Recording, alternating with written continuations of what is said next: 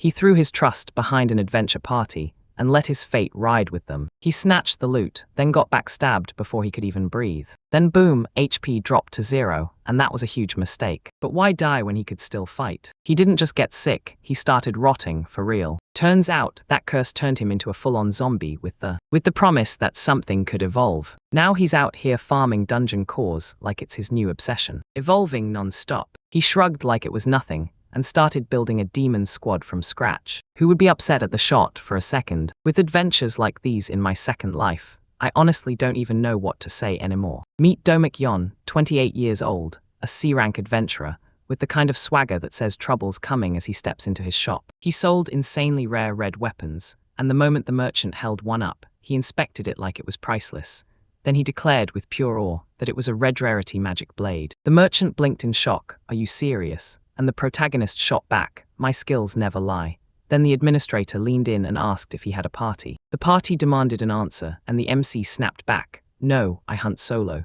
He still couldn't forget last time his friends betrayed him, and he barely made it out alive. He died, and ever since he's refused to show up at parties. The administrator kept pressing, "So what, you're joining now?" Because parties make rare items way easier to track down. An A-ranked party of just 3 members was coming in from the capital, and the protagonist snapped, "We've got to report this to the guild." Then he spun to the administrator and begged him, "Save the sword I like for me." MC bolted outside, and even though the administrator kept pleading, he still left. While he walked, he couldn't help thinking, this group is nothing but trouble. Storm clouds must have already hit S-rank, so why should that matter to him at all? He wasn't letting this slip, no way. Soon he'd hit that return and be no way he could outrank A in seconds. Right then, Martinus, the leader of the crew that once betrayed the protagonist, shouted his name. Right beside him stood the girls from that crew. Only now, thanks to magic, his old allies had swapped their faces. Martus leaned in and told him the truth. He was the leader of the rank A group, Red Moon. They needed his help, and MC's mind raced, because this was the crew that just rolled in from the capital. Even the shop owner had said they'd arrived. That blew his mind. He turned and asked. He pushed the leader again, begging for help, then demanded, "For what?" Martus shot back, and in the dead, gloomy forest, a unicorn suddenly reared into view. They came to him begging for help hunting, promising they'd naturally split the reward, so he agreed, and after a while, they finally pushed into the forest. He snapped on his light skill and blasted his way forward, lighting every step. Then the martyrs cheered him for saying yes, and the unicorn tore through the battlefield like a blur. They needed a single man to take it down for good, because even if he forgave him, he still wouldn't hand over the horn. The protagonist figured that even without the horn, 30 gold was a sweet reward. But honestly, he didn't even want to join them, and that was the real problem. He'd already pocketed 10 gold, and if he pulled this off, they'd slap on another 20, plenty to last him 6 months.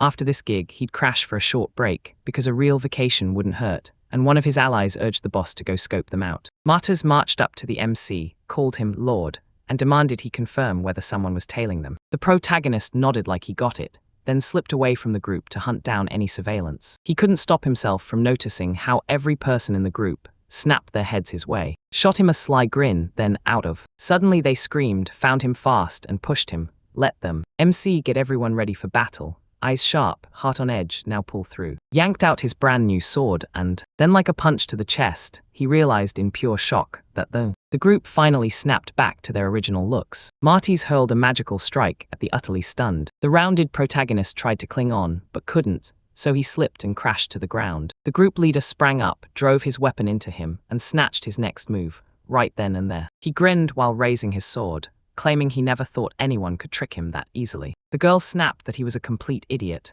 then ordered the leader to finish him off right now. She winked at the protagonist and said it was his own fault for being that stupid. He was nothing but pathetic trash now, a blade buried in his chest, and still he swore he'd been betrayed again. Somehow, someone in the shop must have caught parts of his conversation. Only the magic bag's owner can pull stuff out, so they begged him to join the party, right there, so he could, and then lured him into yanking the sword out of the bag. But cursed, how on earth could that even happen? Marty's sneered and told him he'd already figured it all out. The magic blade was finally in their hands. Then the leader spun toward the girls and said, well, all right, it was time to head back, because he absolutely refused to lay eyes on this worthless mess ever again. The whole group spun to run back, and the protagonist clenched every last bit of strength. Somehow he hauled himself up, clenched his jaw and muttered, I'll never forgive them. Marty spun around, slumped with a weary sigh and muttered, what a pain.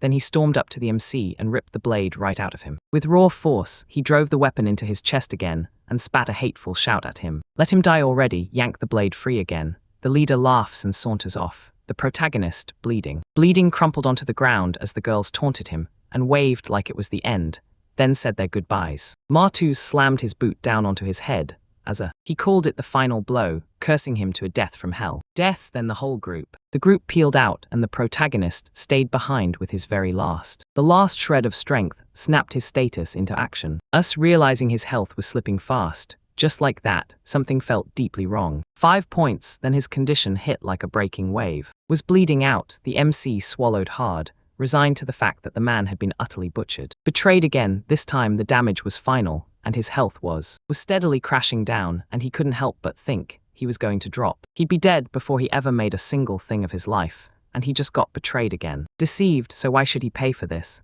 If only he got one more shot, just one more chance. He swore nobody would fool him again, and he was going to get stronger than everyone else. Everyone else gave in, so he could live exactly how he wanted. And then, at last, his health finally hit 0. The MC froze, staring at the screen like, wait, what's happening?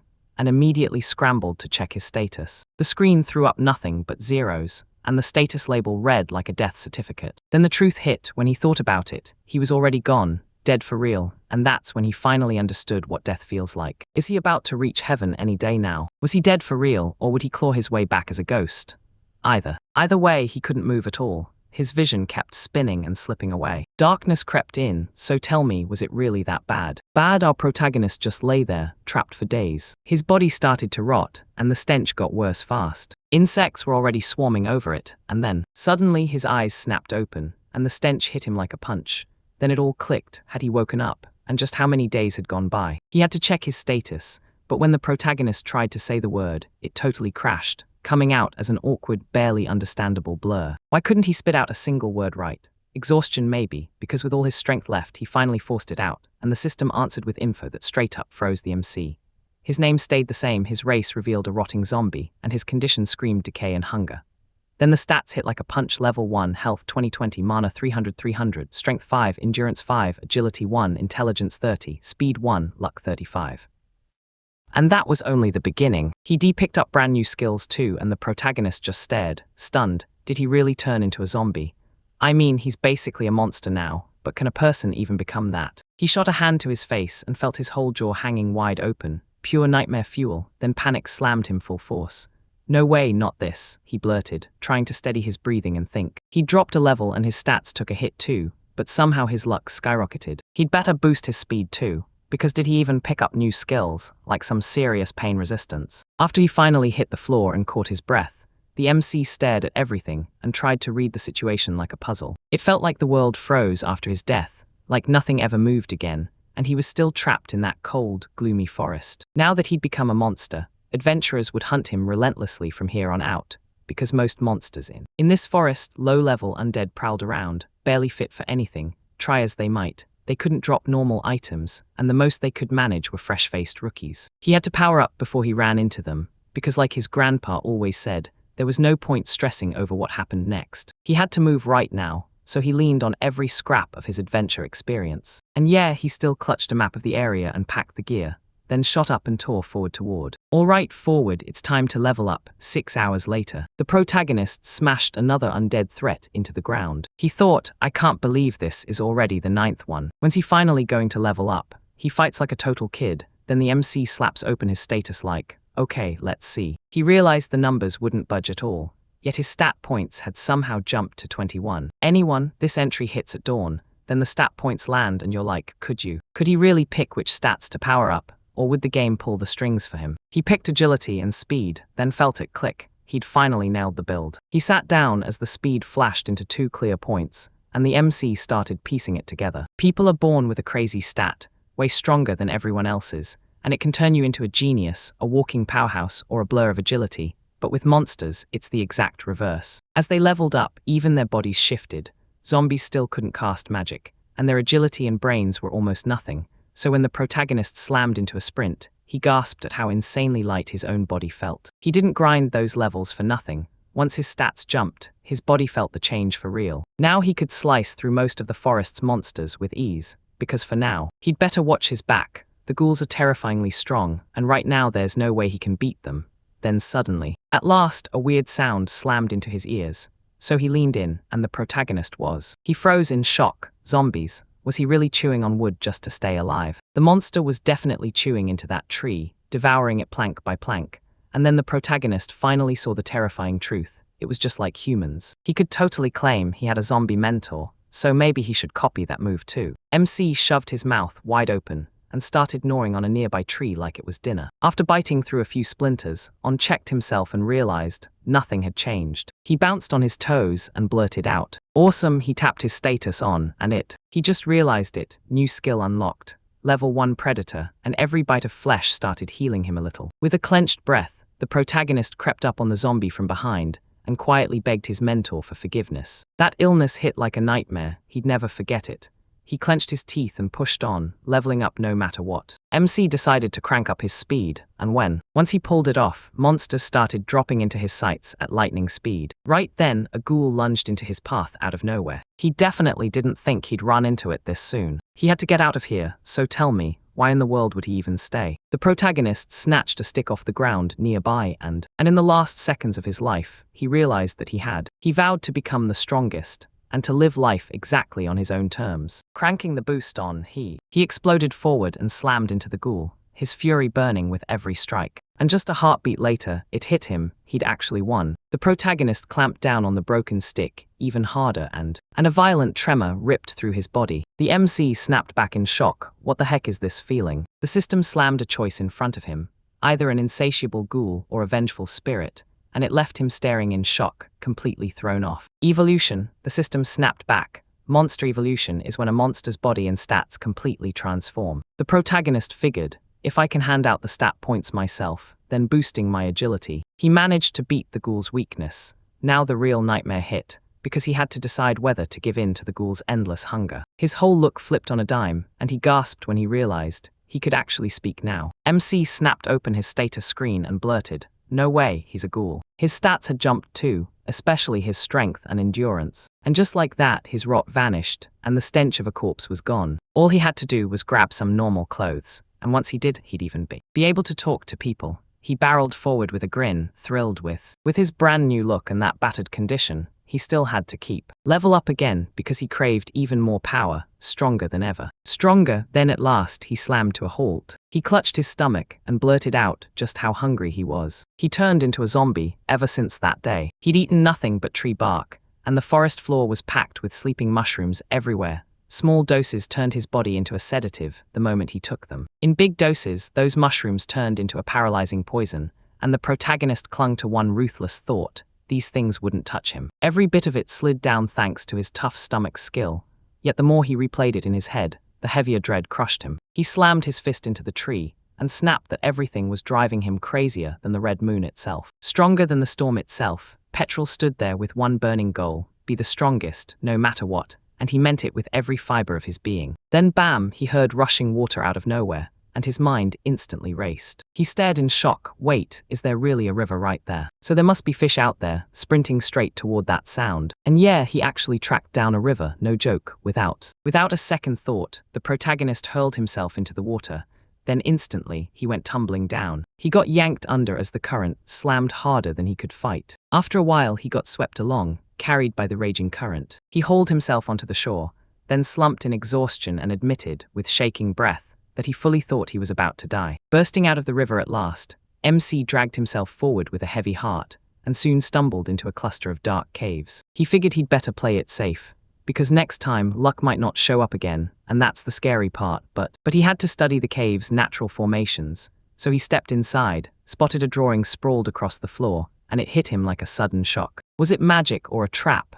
No, it was a dungeon entrance, and if he steps inside, once you step in, there's no turning back. Only one possible nightmare waits. Monsters, packed and ready to feast on you. The protagonist marched, no fear in his eyes, straight onto the magic circle, and then, just like that, he blinked, and ended up in a place that didn't make any sense. He scanned his surroundings, then snapped into a step forward. Then out of nowhere, he heard a voice growl right in his face. A ranky orc lunged out in front of him. He knew monsters weren't a mystery. Every single one was sorted into ranks, and all the real intel about them lived in the Adventurers Guild bestiary. Guild runs 9 ranks total, starting at F and climbing all the way to SSS, and anything above S is so rare it's practically a myth. They're rare as hell, only the top-tier dungeons get them, and the SS and S-ranked monsters are the ones that truly live there. They're said to exist only in myths, but the hero swore both of them were rank E, and he couldn't settle down, not even for a second. No, was it hunger talking? MC bolted straight at the enemy, yelled that he wanted to eat him, and right now. He looked at the orc and thought, man, this is some damn good pork. Rage burned like hunger in his veins, and he charged the monster barehanded. And then he ended it with a few brutal hits. Then the protagonists came together and started trading greetings like they'd just run into fate. Hungry for more, he tore into the enemy without mercy, occasionally blurting out, man, that's so delicious, giving a nod that left no bone unshaken. MC burst out laughing, shouting, this is the real deal. It was pure bliss until he realized one lone orc just wasn't gonna cut it for him. He couldn't stop, he had to push forward. The protagonist locked eyes on a staircase straight ahead. Right there in front of him, he knew this had to be the path. He pushed through to the next level and started climbing like his life depended on it. Climate kept grinding forward, sprinting to the finish as he grabbed the last of the months. The monsters meet, he cautiously leaned out from the shadows, peering out. A doorway loomed right ahead, and before he could blink, a pack of orcs spotted him from every direction. They burst into the adjacent room and realized they had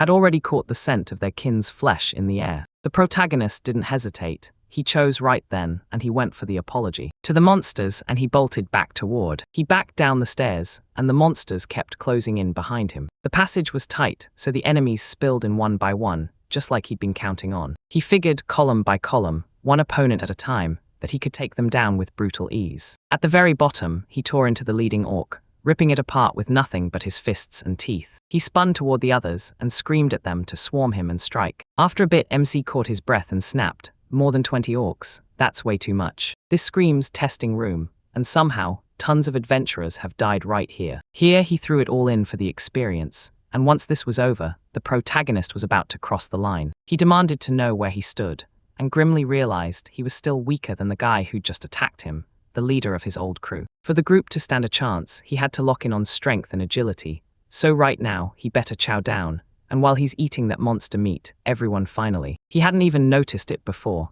Now he couldn't shake the scary thought. Was he starting to think like a monster? But it was so wild, like he'd snapped back into being human. Suddenly it hit him, like a crushing weight just slammed into his chest. He rubbed his belly and muttered, looks like I overdid it, 25 orcs. That's way more than I planned. It hit him, he asked for his status. And the moment he saw his skill had jumped, he practically lit up with pride. The score rocketed to 3, and the system flashed a brutal tip. Devour flesh, and your health jumps back up. On stared at the stairs and muttered, there's probably worse waiting deeper down, more monsters. He started scaling upward, but right in the middle of. Then it hit him, there was nothing left. The protagonist shoved onward, climbing higher and higher. Finally, he pushed into a room that didn't match the rest at all. He thought it looked like the first floor. Then out of nowhere, something whistled past in a flash. He slips past them, then freezes when he spots E's tiny shrinkork archers. His mouth drops as he blurts, wait, are monsters like that even here? Right here, the enemies traded hits with a storm of arrows, and the MC barely slipped out of every single one. He also clocked something terrifying. Those arrows in the enemy's quiver weren't running out. It looked like they were infinite. Because he'd never run dry on arrows, he'd dive into close combat, drop them one by one, and flip his body enhancement on. The protagonist whipped out of the way as that flying arrow came screaming at him. Arrows started raining down on the orcs at a breakneck pace. The protagonist couldn't even wrap his head around how he'd ended up taking it. He dropped both orcs with one brutal strike. He shoved it all aside and went in with nothing but his bare hand. He swatted the third one down like it was nothing, then seized the opening to his advantage. Advantage of their confusion, then he struck, and once they hit the ground he muttered, guess that's the end. Not every dungeon needs a boss. Beat the boss and a magic circle usually blooms. Step inside it and you'll get teleported straight back to the dungeon entrance. But big dungeons played by their own rules, with multiple magic circles instead. He'd never tangled with monsters beyond E+, and this tiny dungeon felt exactly like the sort of place where that would stay true. He mopped up the last orc, then pushed himself to level up a little more before the boss fight, and snagged a weapon to swing into it. Suddenly he started tripping again. Just like that, the protagonist realized, I know exactly how this feels. And the system hits him with a brutal choice. Evolve, summon the giant bogey, face the cursed mummy, or bargain with a demon. He was already riding the high after 2 evolutions, and now he finally got his shot to turn into a demon. The system flashed that a demonic branch was cracking open, and the protagonist's stomach dropped because this wasn't a small decision.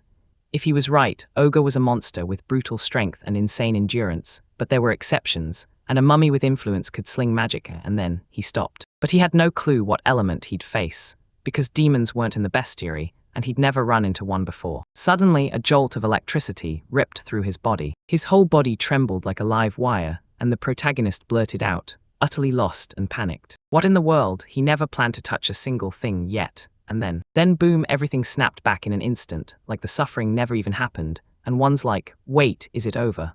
The first time sure didn't hurt this much. He slammed his status open, and boom, his race had turned into a demon, his stats skyrocketed, and the MC practically beamed because his whole status page got flipped clean. The protagonist shoved the rest of the monster meat into storage, then said, I need to test my new skills. Before the boss fight, I have to find out exactly what I can do. He burst forward and out of nowhere, a D rank. Right in front of him, an orc general's rank, a mage, a warrior, and a guardian all materialized. He blurted, perfect, like a spark had caught, because they'd made it just in time. He activated that enhancement skill. Strength surged through him like a power spike, and screamed at the enemies to get ready. We all assumed the orc general, right in the middle, was the deadliest one of the bunch. And that's exactly where he needed to begin. The protagonist is about. He burst forward and slammed into the monsters at the speed of sound, sent the general crashing to the ground out of the line. Then bam, he landed a crushing hit that slammed him into the wall and knocked him out cold. Limp, everything hit so fast that the other opponents didn't even notice him slice past them, and then MC attacked. After he evolved, the MC stared in shock. He'd gotten insanely stronger overnight. He wasn't just some C-rank adventurer anymore. Yeah, that's the typical power level for adventurers. Back then, he could barely handle even a D-rank monster. But now that he had powers like that, he felt like he'd jumped straight into an A-rank adventure. Adventurer skidded to a stop right in front of the last opponent, who was screeching like a banshee and lunging for the kill. The protagonist took a breath and said, all right, time to. He pushed to the very end and told the orc, let me have my chance to strike. He didn't just want payback, he craved revenge for his friends, right? But the opponent didn't move a muscle, and MC's shock hit him like a punch. He didn't want to strike, so why did he hesitate like that? He was a man, and fear was there. Dude, let him go in for the attack, and the orcs suddenly drop down and sit there like they've lost the plot. He dropped to the floor, stretched out a paw, then the protagonist waved his hand and said. Then he shrugged and said, whatever, if he wants to run, let him go, because he wasn't about to chase him. Chase him, what could he possibly know? Total coward. The protagonist brushed it off, then after a short while, a massive door slammed into view, etched with a glowing magic circle, and when he clocked it as the boss room, he immediately fought to steady himself before it all began. The boss is probably an orc, and if things go bad, that's the worst-case nightmare. Imagine a case scenario where an orc king, an A-rank monster, steps into the spotlight, and he's about to, but he wouldn't find out until he stepped inside, and the protagonist forced himself to push forward anyway, and slammed the door wide open with zero hesitation. He froze when he saw how massive the room was. Then he stepped deeper and spotted. C-rank berserker orcs loomed right in front of him. A B-plus ranked red ogre loomed right behind them. The protagonist stared at it and thought, that's an ogre and it's red. That ogre makes life easier for them, until they realize it won't last. One hit and they'd buckle, his attacks were merciless. MCS. Unleash boost and acceleration. Let their power rip through you. Which punched up his strength, sharpened his agility, and heightened his instincts. He decided to wipe out the orc berserkers first. He dispatched them both with hardly any trouble. That last berserker was an absolute monster, way more powerful than anything else left. More powerful than the ones that came before. The protagonist didn't back down, he handled him too. The protagonist stared the enraged ogre in the face and realized. He mocked them dead seriously. He wanted to end him, even if it meant sacrificing countless lives in the process. At that exact moment, the red of his allies flared up in front of him. The red ogre clenched his fist and then fired off a lightning-fast punch, straight in. A brutal blow to the MC. He got launched flying back, and that hit left him stunned. It froze him in place, and right then he realized, one more blow like that, and he'd finally be done for. Of him, he tried to rein it in. Remember, clutching the words his grandfather left behind. Stop dragging your feet, decide right now, because if you hesitate, fear will seize the wheel. Fate only pays attention to the brave, so let him wipe his mind clean and strike on cried out, forward and sprinted at his. Then at his opponent, he smashed in with a crushing blow, sending the other one crumpling down. Right in the groin, boom, making the monster crumple over in pain. No time to breathe, he pushed forward and didn't waste a second. The protagonist snatched the enemy's axe and slammed it down on the monster's leg. Ripping the limb apart, the MC blurted, "What a beautiful axe, it'll split him in half, this protagonist." Paganus slammed into the enemy with a flurry of hits and roared, shouting, "And that's the wild part, this punch lands, and it's gonna knock him out for good." With those words, the protagonist exploded forward and launched himself at him from. He lunged from behind and drove a brutal, bone-cracking punch straight into the enemy. The enemy's head rolled, then the red ogre erupted into a savage roar. Roared so hard the protag couldn't even breathe, like the sound itself was smashing into them. The antagonist got slammed backward, crushed by the sheer force of to snap back to its original form. He barks it at the MC, never, ever underestimate him. If he keeps pushing like this, he's going to rip him apart and chow down. Keeping his cool, the protagonist ripped into the attack, swinging the axe and landing the blow, struck. He slammed the enemy's head with a brutal strike, and then landed the fatal blow with his. He swung it with everything he had. Then the red ogre finally crumpled to the ground. The antagonist cradled his bruised face and spat, "That's it." Then he slid in comfortably beside the fallen ogre, and he clocked it right away. This dude was totally swept up, struggling to rein himself in. He even blurted out things that could have doomed the protagonist. The antagonist stared at the weapon he'd stolen, convinced it meant death was coming for him. At last, he thought he'd finally won. Had been too close, and just his skills weren't enough to win the chance. Enough if that ogre's weapon hadn't stopped him, he would. He sure wouldn't have survived it, so he fired up his status. MC noticed, he leveled up and snagged. He unlocked a brand new skill, **appraisal**, and suddenly he could read his target like a card. The name, the rarity, and every stat hiding beneath the surface. The protagonist snapped to it. This was the exact same skill the weapon shop owner had shown him. He stared in shock, and right as he was thinking it through, the boss's body vanished. Then something started crawling into place where he'd been. It was the dungeon's reward, and the protagonist stepped up like his life depended on it, staring right at it, ready to see what waited next. He stared at his chest, and admitted he couldn't eat the ogre. He figured he couldn't lose, take the reward first, then deal with whatever was inside that chest. He yanked out a mysterious new item and blurted, "This is so cool." Cool after he called in the appraisal, the protagonist. He finally noticed the red demon club in his hands, red rarity, a 15 attack boost, and armor penetration. He was absolutely thrilled. Now he could truly see everything. Yet the biggest grin came from the weapon he'd pulled in his win, and he couldn't wait to dig deeper and find out what else was hiding in that chest. Good thing he'd gotten the appraisal. Right now he can't even step into the city, but this power could open doors for him fast. The red demon club has a special effect too. It crushes an enemy. When it lands, it still hits like it's barely scratched. Of course it has low attack power, even if it's an ultra-rare weapon.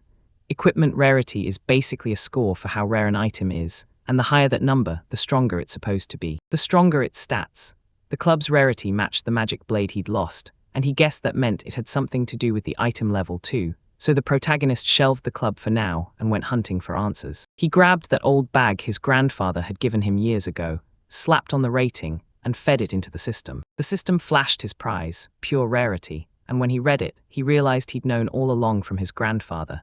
This magic could only be used once. He wore it like it was nothing, but he had no idea how rare it really was, because if he sold the bag right then, he'd go rich instantly. At that exact moment, a teleportation magic circle erupted in a blinding glow on the floor. The protagonist decided to grab the orcs too before he left, because when it comes to survival, you never, ever have too much food. Suddenly, the protagonist spotted a button, and his mind started racing. What the hell is that thing? That button looked impossible to resist, but the MC couldn't shake the feeling it was a trap. What if it was a trap, and curiosity still dragged you in? The velocity overwhelmed him, and MC smashed the press. Press the button right then, a staircase crashed into view right in front of him. Time kept climbing higher, and On's jaw dropped in shock. The moment you step off the boss room floor, how wild is that? Surprise hit him so hard that, before he even thought twice, he climbed. He hauled himself up, then leaned over and stared out into the view. A bridge stretched out from the staircase, arching over a little pond. He stood there, hemmed in by lush, beautiful trees and wild,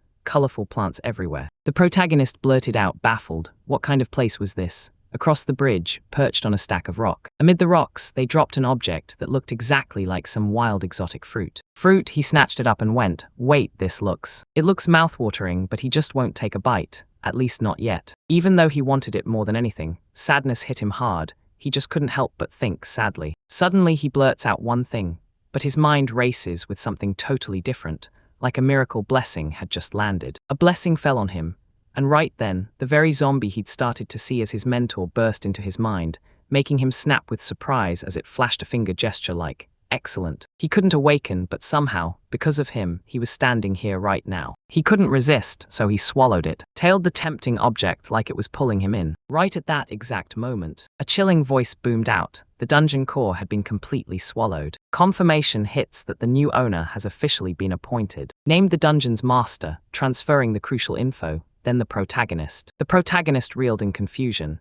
Then suddenly, he seized control and became the dungeon's master. Right then, a tiny pig, named Oz, charged across the bridge and snapped, furious, asking why that idiot ate him now, because now he looks like a little pig. The protagonist snapped a breath and stared, right at a little talking pig. The visitor leaned into the MC's mic and announced, "Names are." He tore through everything and then revealed the truth. He's the dungeon core and he devoured it. Just like that, the surprise hits, he actually talks. Hours shot back that he couldn't talk before.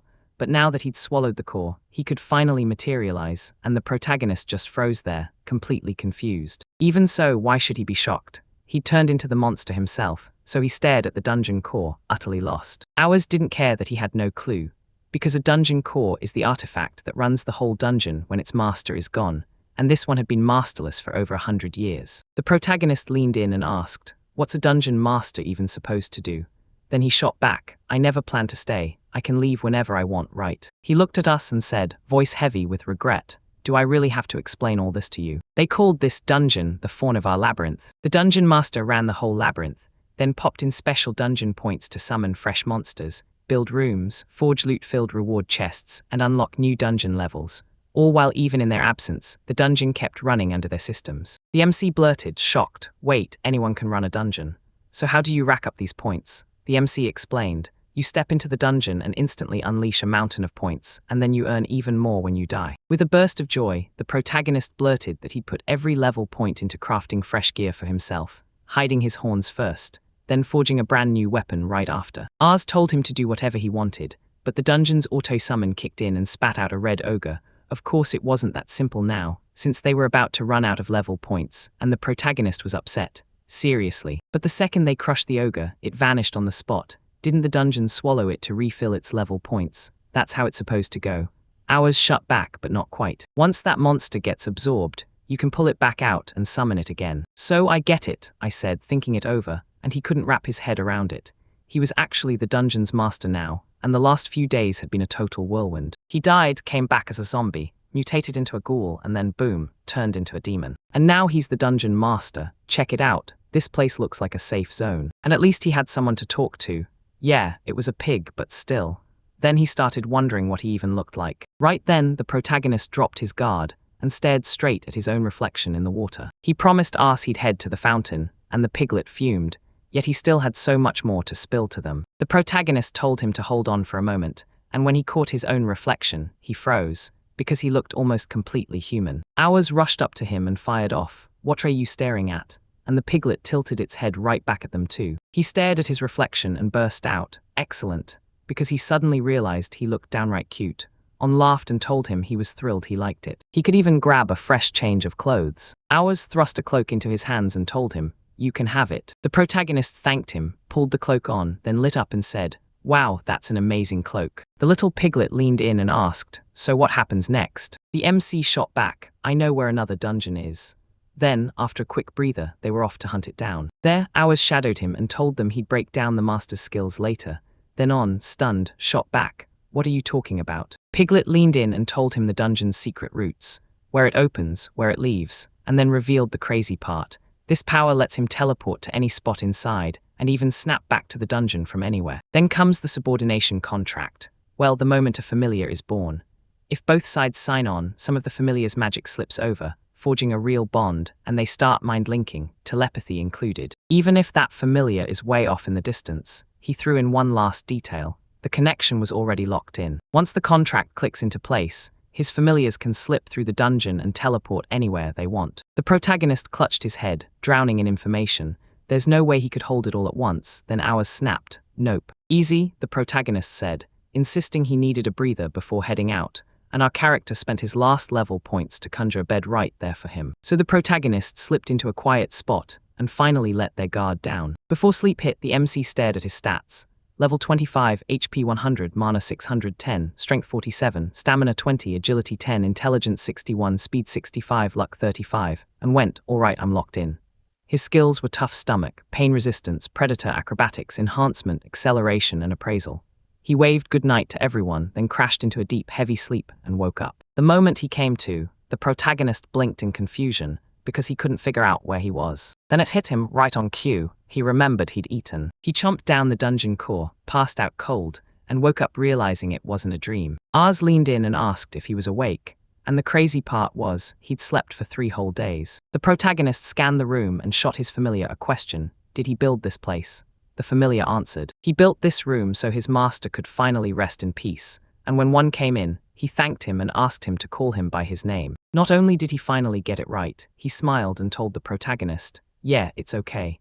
Then the guy asked straight up if the protagonist was heading to another dungeon, only for the protagonist to check, can he really even leave? "Don't worry," he said, "no problem.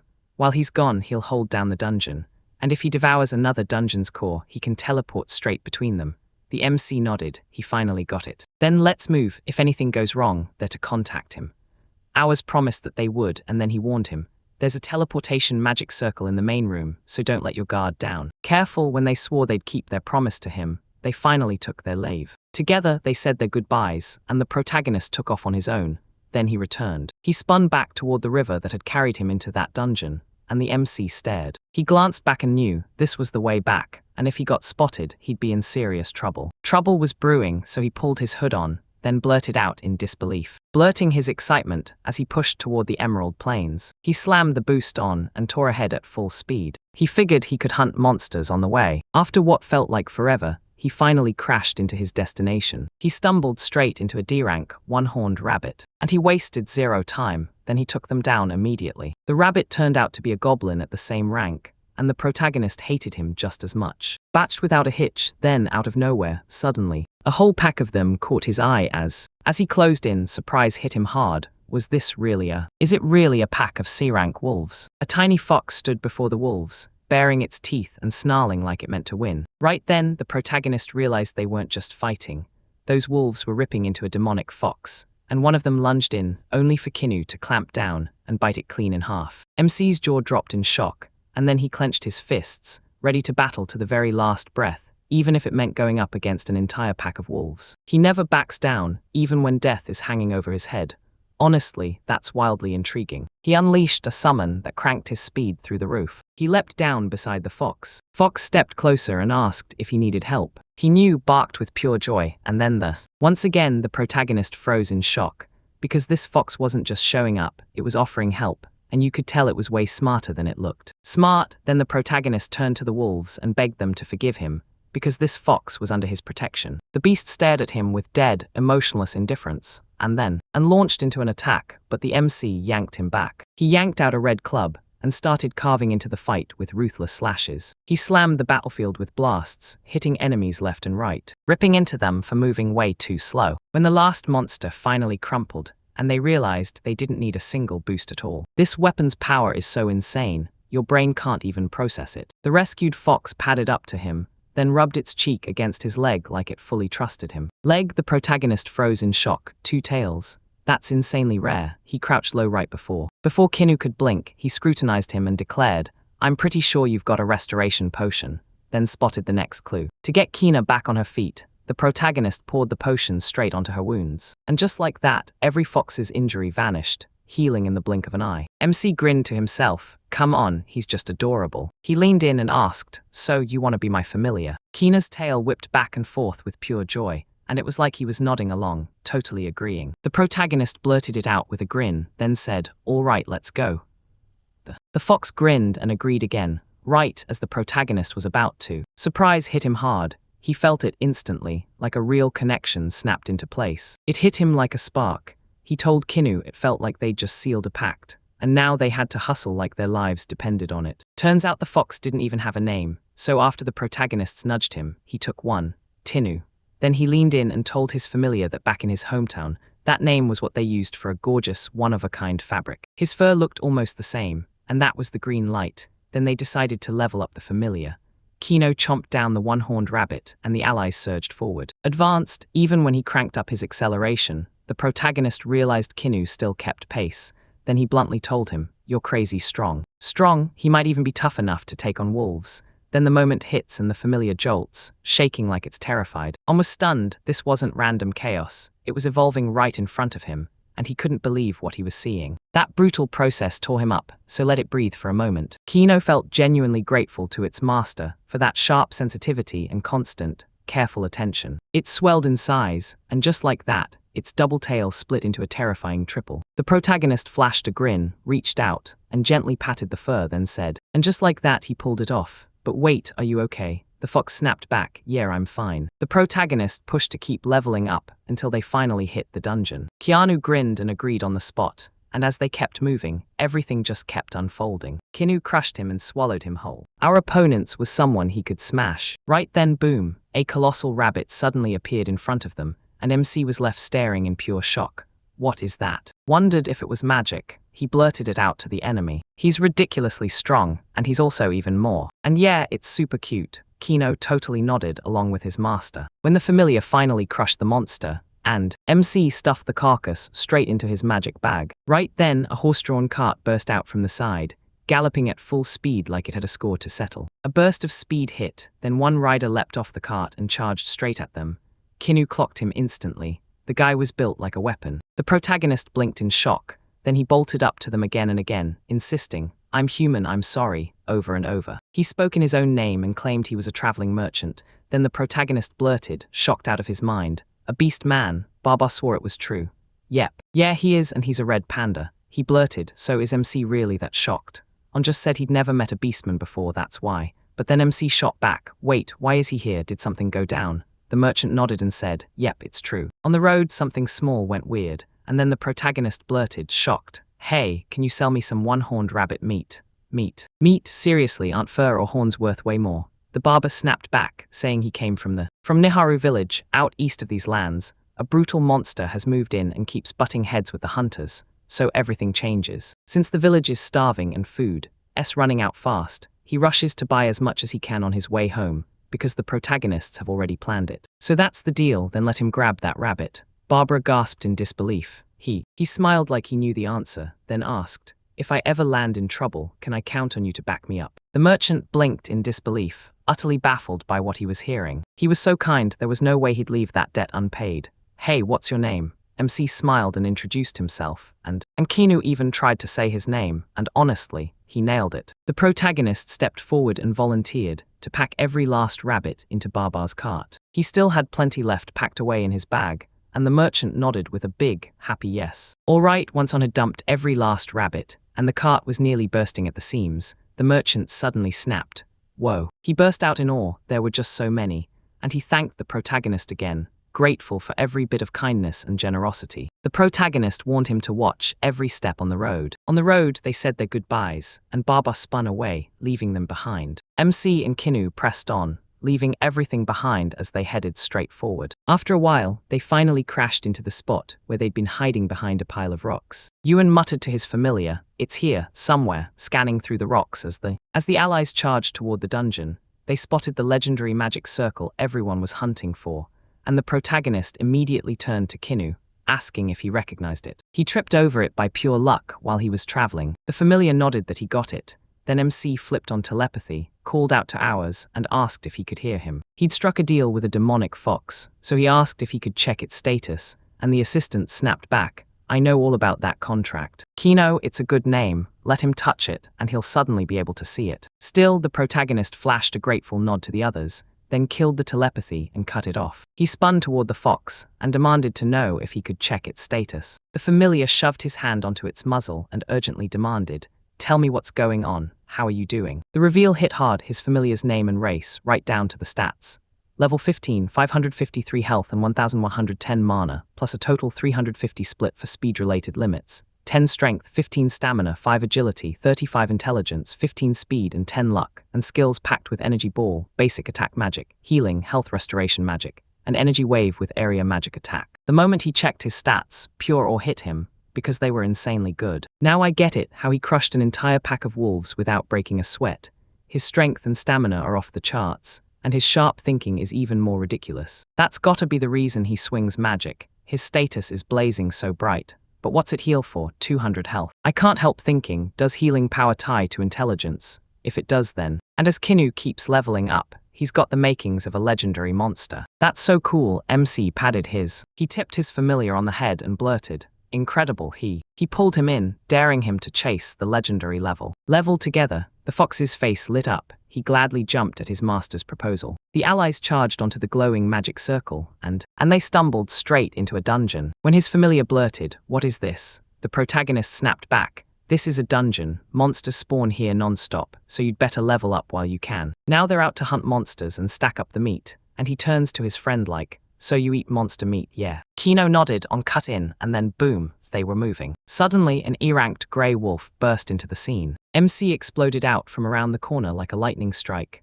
leaped out, and he had zero warning for how suddenly it showed up. But Kinnu moved like lightning, barreling straight into the monster and wiping it out in seconds. The protagonist stared at his familiar with this mix of awe and pride, and the truth hit him hard. He never thought it would feel this personal. A wolf lurked in ambush right at the entrance, just waiting to strike. He remembered it, finding that magic sword right here, back when he was still fully human, and before everything about him changed. Then he checked his status, and it showed he'd been leveled up. Level 29, here's what happened before. Evolution hit at level 10 when he turned into a ghoul, then at level 20 when he transformed into a demon. So if that pattern holds, his next evolution is about to strike at level 30 hit, and the MC finally spilled the truth to his familiar.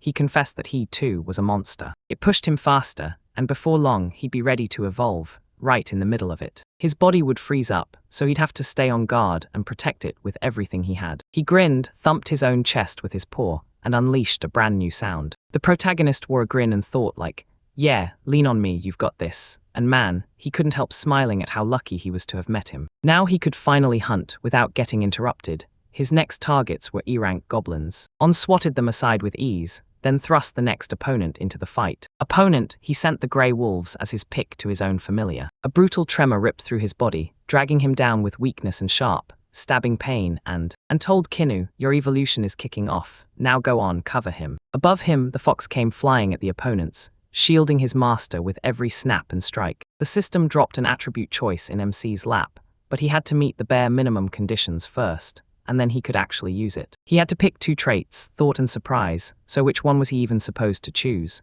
He hadn't given it a second's thought, and now the real question hit. How much time did he have left? The system tossed him 4 attribute options: water, earth, darkness, and lightning, and he rolled the dice, snapping up darkness and lightning without thinking twice. The system blasted the verdict. Your choice was locked in, and now you had to pick your road. Human, special evolution, Doppler, or Oni special evolution. The protagonist gasped in shock. Wait, what's that too? A human then? Then Doppler and Oni weren't even worth a spot in the bestiary. What was he supposed to do now? Kina was already shielding him like a lifeline. Now hold up, he finally realized he was about to face the truth. I just knew this was the perfect move. He picked demonic lightning, and then his whole body started to rattle like it couldn't hold together. He shook again, and that same familiar feeling slammed back in after everything was dealt with. Then the monsters surged in after him, charging straight for his master. On's entrance didn't look the same anymore. It had shifted just enough to throw everyone off. He shot Kinnu an apology for showing up late. He shot up to his feet and spoke. Somehow, he looked a little taller than before. Then the protagonist whipped back to his ally, desperate to see where he stood. Would he buy himself a few more minutes? The familiar nodded and said, "Sure," without a second thought. Agreed. Then the protagonist flipped his status on and froze, blown away by the insane stats. Demonic lightning had been grafted into his skills, and he blurted with pure joy that he finally could use match magic like a boss. So cool it made him grin. Magic and even his old skills had leveled up. Ghost Step lets him. Demonic lightning let him glide midair, and it powered 3 attacks at once. Then it supercharged his body, doubling his strength and agility for 5 brutal minutes, as he couldn't stop wondering if acceleration and enhancement were fused into one single skill. A lightning enhancement just blasted 30% of his intelligence into his strength, and it slammed the lightning attribute right onto him. MC ran the numbers and realized that once he triggered lightning body, his strength would jump to 2.7 times, and his agility would soar to 2.5 times. Isn't that way too much? On just shook his head, No, it's not enough. Then he thanked his familiar and told it to help him test his brand new abilities. They were heading straight to the second floor, and the fox happily stayed right by his side. After a while, they finally came to a stop, utterly lost and staring at each other in confusion. 2 hours later, they hit a dead end. No exits, no mercy. Later on, the allies swept through and crushed several monsters. The monsters finally cracked the way out and burst free. Bursting into one of the rooms, they caught sight of an E-rank goblin spearman faced off against a bunch of ordinary E-rank goblins and E-rank grey wolves, everything staring each other down in a tense standoff. The protagonist blurted, "There's tons of them, this place has room enough." Then Kinnu started begging with his eyes and whole posture, urging his master to let him go after the opponents. At first, the protagonist trembled with reluctance, practically begging his ally, "Don't look at me like that, please." With those begging eyes staring him down, he finally gave in and agreed to tell. "Sure, I'll handle it. Just know that if trouble starts, he'll step in and deal with it. For now, let him enjoy the chaos." Kinnu dropped into a fighting stance and launched straight at the opponents. He sprinted to the wall, side-eyed it, and wondered what the guy was plotting. He snapped his head toward the monsters in the room, and then he unleashed his magic, only to freeze, stunned by what he saw. He stared in shock and demanded, "Did you use magic?" Then he baited out every monster he could. He herded the monsters into one brutal pack and hit them all at once. He couldn't believe what just happened, and he blurted out that it was unreal. He was already strong enough to take on a whole swarm of monsters without breaking a sweat. He was absolutely unreal. Keanu burst forward and ran up to him. He reached it, but the moment it hit, everything inside him sank lower and lower. This gnawed at him until he finally blurted, Has he finally started evolving?" He clenched his head and blurted out. Said he'd check his status, because they had to find out what. Everything had changed, because a brand new race had arrived, the Divine Fox. His agility and brainpower shot up, and just like that, he even landed on a scapegoat to take the fall. Next time he's about to cast magic, he should level up with the Sage skill first. Skill, later, he'd peek at his status, and they'd finally know exactly how to take the fight to the enemy. They kept going and he snapped, "All right, now we're checking your skill." Skills erupted from him and burst into the open. He whipped his head around, scanning the room, and blurted. So he still couldn't see the sun, like they'd never left the dungeon at all. And yeah, the passage felt like a nightmare to crack because he spotted a whole bunch of D-rank black wolves and snapped. Said, "Here they are, now take a look at the." Hit them with the electric ball skill and back it up with the system. System flashed a warning that they'd hit the absolute maximum number of 3 simultaneous uses. Just 3 was all it came down to. He slammed into the wolf and demanded like, "Is that what you call a win?" He stared at the monsters, baffled. Why aren't they attacking? It's gotta be the bad effect. Yeah, that's the whole reason. This just hands him a massive edge in the fight against those wolves. Started sprinting straight at him, and he snapped that it looked like the paralysis finally broke, and now it was go time to end them for good. He tossed them aside, then snapped his hand into the lightning body skill, because it doubles. He pushed his limits, boosted his strength and agility for 5 relentless minutes, then landed a punch that hit like a thunderclap. He spun around and demanded, "So how does it feel?" Because he's absurdly strong, and that was exactly the vibe. With this skill plus the lightning upgrade, he can finally. He even had the boss in his hands, so they pushed forward, and the protagonist kept going. Dragonist spotted a towering structure and demanded, "Is this the route to the boss?" He spotted a whole pack of ancient C-rank wolves, and not long after, the C-rank trolls came into view too. He said the route was guarded. Then, right through the fear, he realized these monsters could regenerate like nothing he'd ever seen. You can't beat them with regular hits, so he raised his voice and called out the keynote, and swore he'd handle the monsters himself. Then he bolted straight for the troll. Trolls laughed with that wide grin and swore they could last just 1 whole minute. They weren't weaklings, not even for a second. He lifted his club with full strength. He slammed the lightning enhancement skill, and the system immediately chimed, letting him know that lightning enhancement boosts intelligence by 30%, sharpening his dexterity to the next level. And it also charges the weapon with the power of lightning. He sprinted straight at the first monster and drove a punch into its shoulder. But the troll snapped into action and launched a brutal counterattack right away. He stumbled back, eyes wide. Those wounds weren't closing, and his guts screamed their regeneration just wasn't strong enough. He smashed the monster's weapon into pieces with a single strike, like it never stood a chance. He swung with a crushing punch and barked out that they wouldn't even survive a full minute. Right after that, he slammed his kick into the monster and sent it crashing to the ground. He slammed it down and sent it crashing to the ground. Then another troll lunged at his back, trying to strike before he could turn. He was still catching up, but he slipped out of the way and smashed the creature's head with his club. He stared at the final troll barreling toward him and said that everyone else was gone, only he remained. He didn't even need a weapon. He landed a flurry of quick punches and declared, "That's 3 trolls in just 12 seconds. It felt to him like they were about to get unstoppable. He snapped around to Kin and roared his name loud enough to cut through everything. But he still balled his fist tight and swore to himself that if he jumped in right now, he'd make it count. Right when it hit him, he'd swear he couldn't trust him, like it was instant. He blasted the wolf with magic. He spun around and spotted a fresh wound on his back, and it started spreading fast. He got completely healed, then the monster lunged at him from right there. He fired a look from the other side, then snapped around so fast it was like his body jerked on command. The wolf bared his teeth and blasted a blazing beam of energy straight from his mouth. MC sprinted up to him and beamed, telling him he crushed it. They deserve a breather before the boss fight hits. He spotted a chest right in front of the tower,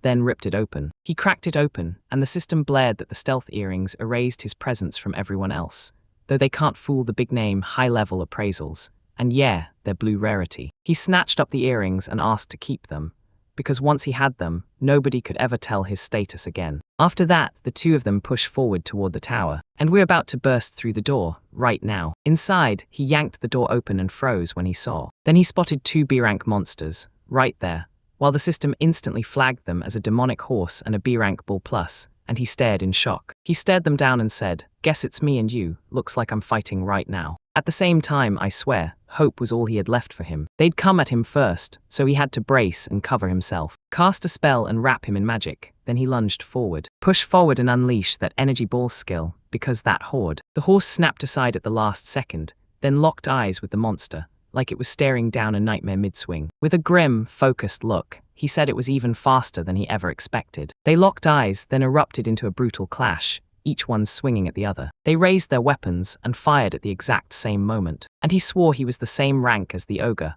only this time, way stronger. So he just got stronger, and somehow that sword of his effortlessly knocked away every swing of his.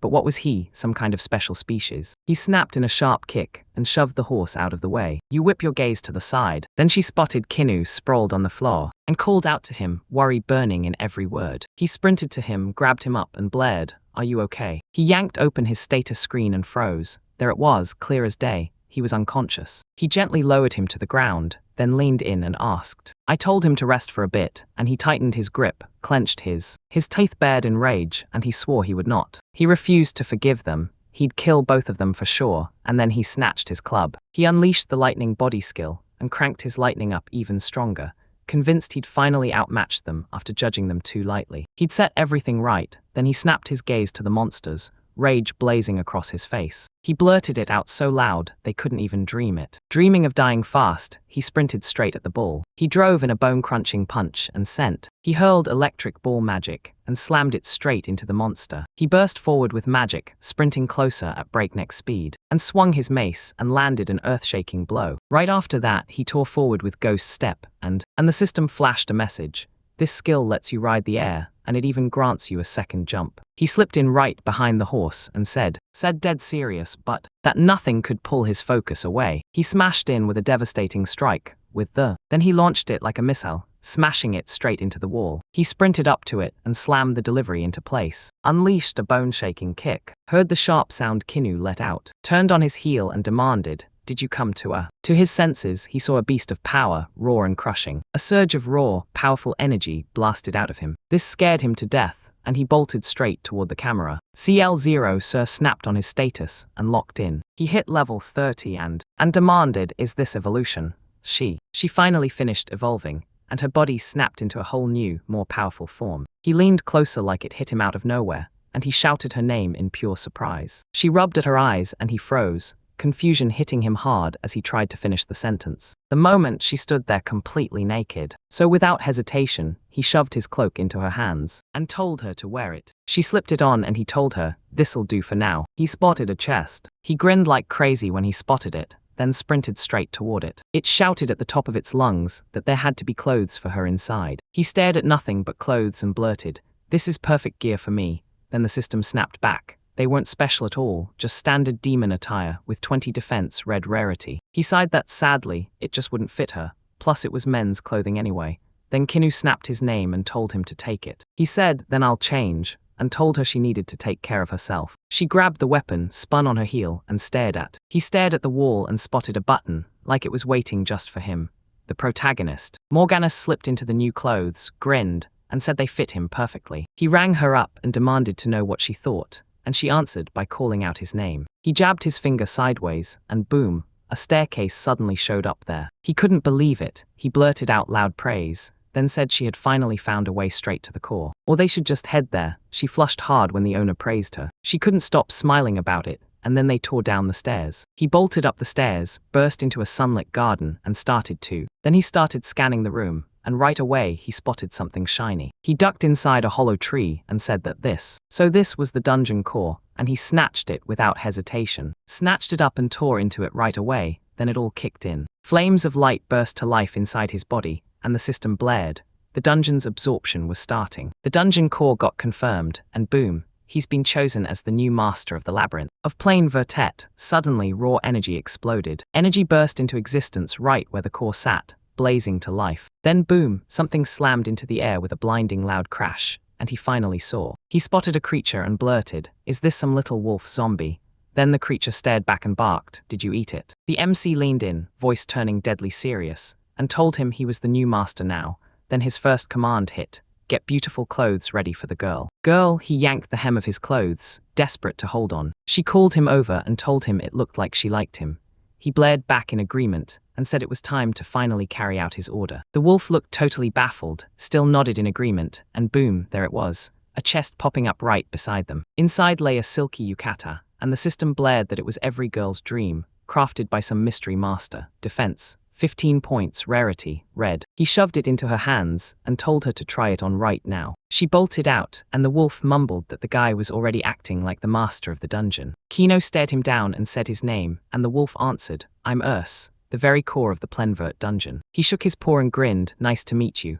Then added, "And yeah, outside this dungeon, I'm also the master of the Fornivar dungeon." He told them, "I nailed it," and then swore that from this moment on, everything would be under his watch. Should I tell him about the fresh possibilities? He agreed. The wolf leaned in and said he'd unlocked 2 fresh skills, dungeon transition and dungeon synchronization, meaning he could teleport between dungeons, and his subordinates could do it too, while synchronization let you sling monsters or even items from one dungeon straight into another. He can dish out dungeon points however he wants, and all he wanted to know was one thing: does this dungeon have tons of points? He thought it did, and that's what he said. He cut me off and said, "Let's do that next time," then handed him the keys to run this place. But now he's desperate to get his advice. First he sits down and thinks it all through, because dungeon points are pure gold, and wasting them would be insane. Iris clocked what he needed and asked if he wanted to rest. He snapped back with a no, already booked in Fornivar, and said he'd teleport back there. Kino finally finished changing, waved him over, thanked him,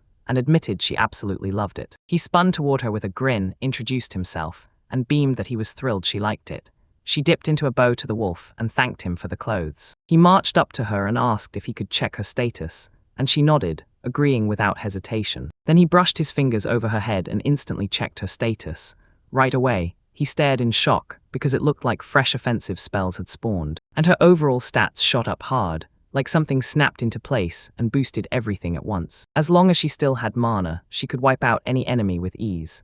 And on top of that, she had the transformation skill too. The system even flashed a notification, transformation, which transforms the body into human form snapped into action.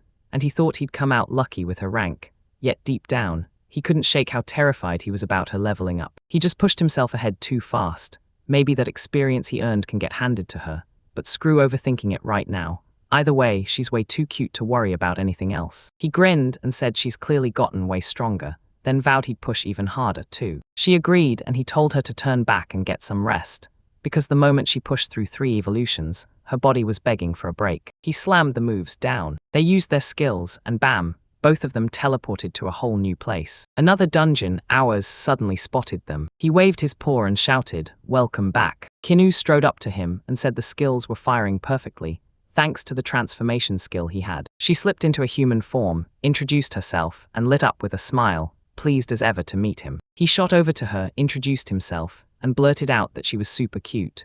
Then he stood right beside them and asked if he could set up a room for her, but they were wiped out, so they'd pick this up tomorrow. She blurted out his name and begged him to let her stay, right by his side. He sounded genuinely stunned, then told her they had racked up enough points to build her a bed. She shook her head hard, refusing on the spot, and told him it wasn't necessary. She wouldn't sleep by herself, so either she didn't want to, or he couldn't bear to let her. He wanted to get her settled beside him, then finally find the courage to say what was on his mind. But right away, she blurted out the question, so, does he let him do it? Hours rushed to the master, and told him that all of their duties had to be handled, right now. Also keeping their subordinates' minds calm and steady. He begrudgingly nodded and swore that tonight, right now, they'd finally sleep. They finally gave in and slept together. Then later, they curled up and lay down in the S. They crawled into the same bed, and she whispered him a good night. Then, just a few minutes later, everything shifted. Soon he cracked his eye open, and there she was, already grabbing his hand. She nodded off, slipped into a dream that flashed her past, and woke convinced she'd been born in a snowy field. Monsters circled everywhere just like her. Snow-white fur, the same loud swagger in every single one. One day it hit her like a lightning bolt. She wasn't like the others at all. Golden fur and not one, but two tails. She had no clue what happened. Then she blinked awake and realized she was already like this. Like this, then the rest of the tribe surged in and attacked her. She couldn't wrap her head around it, and she swore that just yesterday they'd been relatives. She's a fox too, just like them. She felt it in her bones, even if she couldn't explain how. But if nobody steps in, her own family will hunt her down and kill her. She spun around and bolted away from them, convinced that she'd make it out alive and that she is. She's hanging on by a thread. She can't handle this alone, and she just wants to stay with her family. So why does it feel like you're acting like this is some big, necessary thing to dig into? She's determined to track down the friends and family she lost. On her way, she stumbled right into wolves, and they figured maybe we're actually good, and hoped the answer would come back as a yes. Or are they trying to kill her too? Will she be stuck all on her own forever, with no friends in sight? The wolves lunged at her and the attack hit like a storm. She had endured a mountain of pain, but she still couldn't stop. She clenched her will and pulled herself together. He shoved them aside and figured that she refused to go down. She fought back with everything she had, and he refused to believe she'd die here. She clenched her teeth and swore she'd fight to the very end. Then the MC finally crossed paths with her. He leaned in and asked if she wanted help. She blinked, then a man lunged into view and demanded, "Got two tails." It's super rare. She figured he was insanely strong, and with him around, fear just didn't stand a chance. He gulped the potion and smashed it onto her head, and he said it looked like she was lonely, too. He shot his hand toward her and asked, straight up, if she wanted to be friends. A spark lit up between them, and she sealed the win. She couldn't stop wondering if he wanted to be her friend. Then she nodded and agreed. Agreed, and man, that felt incredible, like pure warmth flooding my chest. Warmth flooded him. He just wanted to be her friend, even if she was nothing like him. He stared at her and demanded, "What's your name?" And then Kinu. She beamed at him, her heart practically shouting that she loved the name. She fought tooth and nail, and somehow she evolved too. She surged into something far stronger, and he kept running his mouth all the time. He talked to her, but back then she just couldn't help. She got wiped out in a single strike, so why the hell is he panicking over her? He's wrecked by her, tears stream down his face, and she's determined to step in and help him. After she wants to look just like him, no exceptions. After that, she snapped back to her senses, already fully evolved. Right now, she was still asleep, and in her quiet head she told herself, "I'm safe. When I wake up, nobody's going to leave me behind." Today was the happiest day of her life, like the whole world finally clicked into place. No matter how different it all looks, he's still ready to accept her exactly like this. She stared at him sleeping and swore she'd never leave his side, determined to become the best. Is she really the best for him already? Or is there someone out there who's meant to be his forever? That's right, she doesn't have to prove a thing there, because it's already set, and no one will matter more than him, because he's already sunk his way into her heart and taken over her entire life. She's determined to help him any way she can, no matter what it takes. They'll get stronger together, and after a while it'll hit them like clockwork. She woke up and immediately started stroking her head. He couldn't stop wondering if she was still asleep, and that thought was what snapped her awake. She started rubbing her eyes with a bright smile and cheered him a good morning. He shot an apology over his shoulder and asked if he'd woken her up. Tina waved it off and said it was fine because, since she was already awake, she thanked her master and told him she'd just had the best dream ever. He said he was thrilled to hear that, but he still needed to talk to our ears. So he asked if she wanted to go with him, and she agreed. Then they ran into the two of them, greeted the owner and asked, "Did you sleep well?" And right after that they pushed, "So what's the real reason you wanted to talk?" He finally decided to lay the full truth on the table, and they leaned in to listen, then asked him, So yeah, he used to be an adventurer too, and he never saw it coming that their master was once human. Then right after she met him, she realized he wasn't alone anymore. With a little smile he said, "Me and her, we've already become family, and she's one of my closest friends too." That's why he's set on forming a clan, because in a guild, a clan is basically a tight crew of adventurers. Their bond just hit a whole new level, so he's pushing to build a special clan of trusted friends, because a clan only forms with people you trust with your life. They're saying he doesn't mind because it sounds awesome, and his dream is hers too. So what do they have to do to make it happen? The protagonist declared, "First, we're turning this place into our clan's base."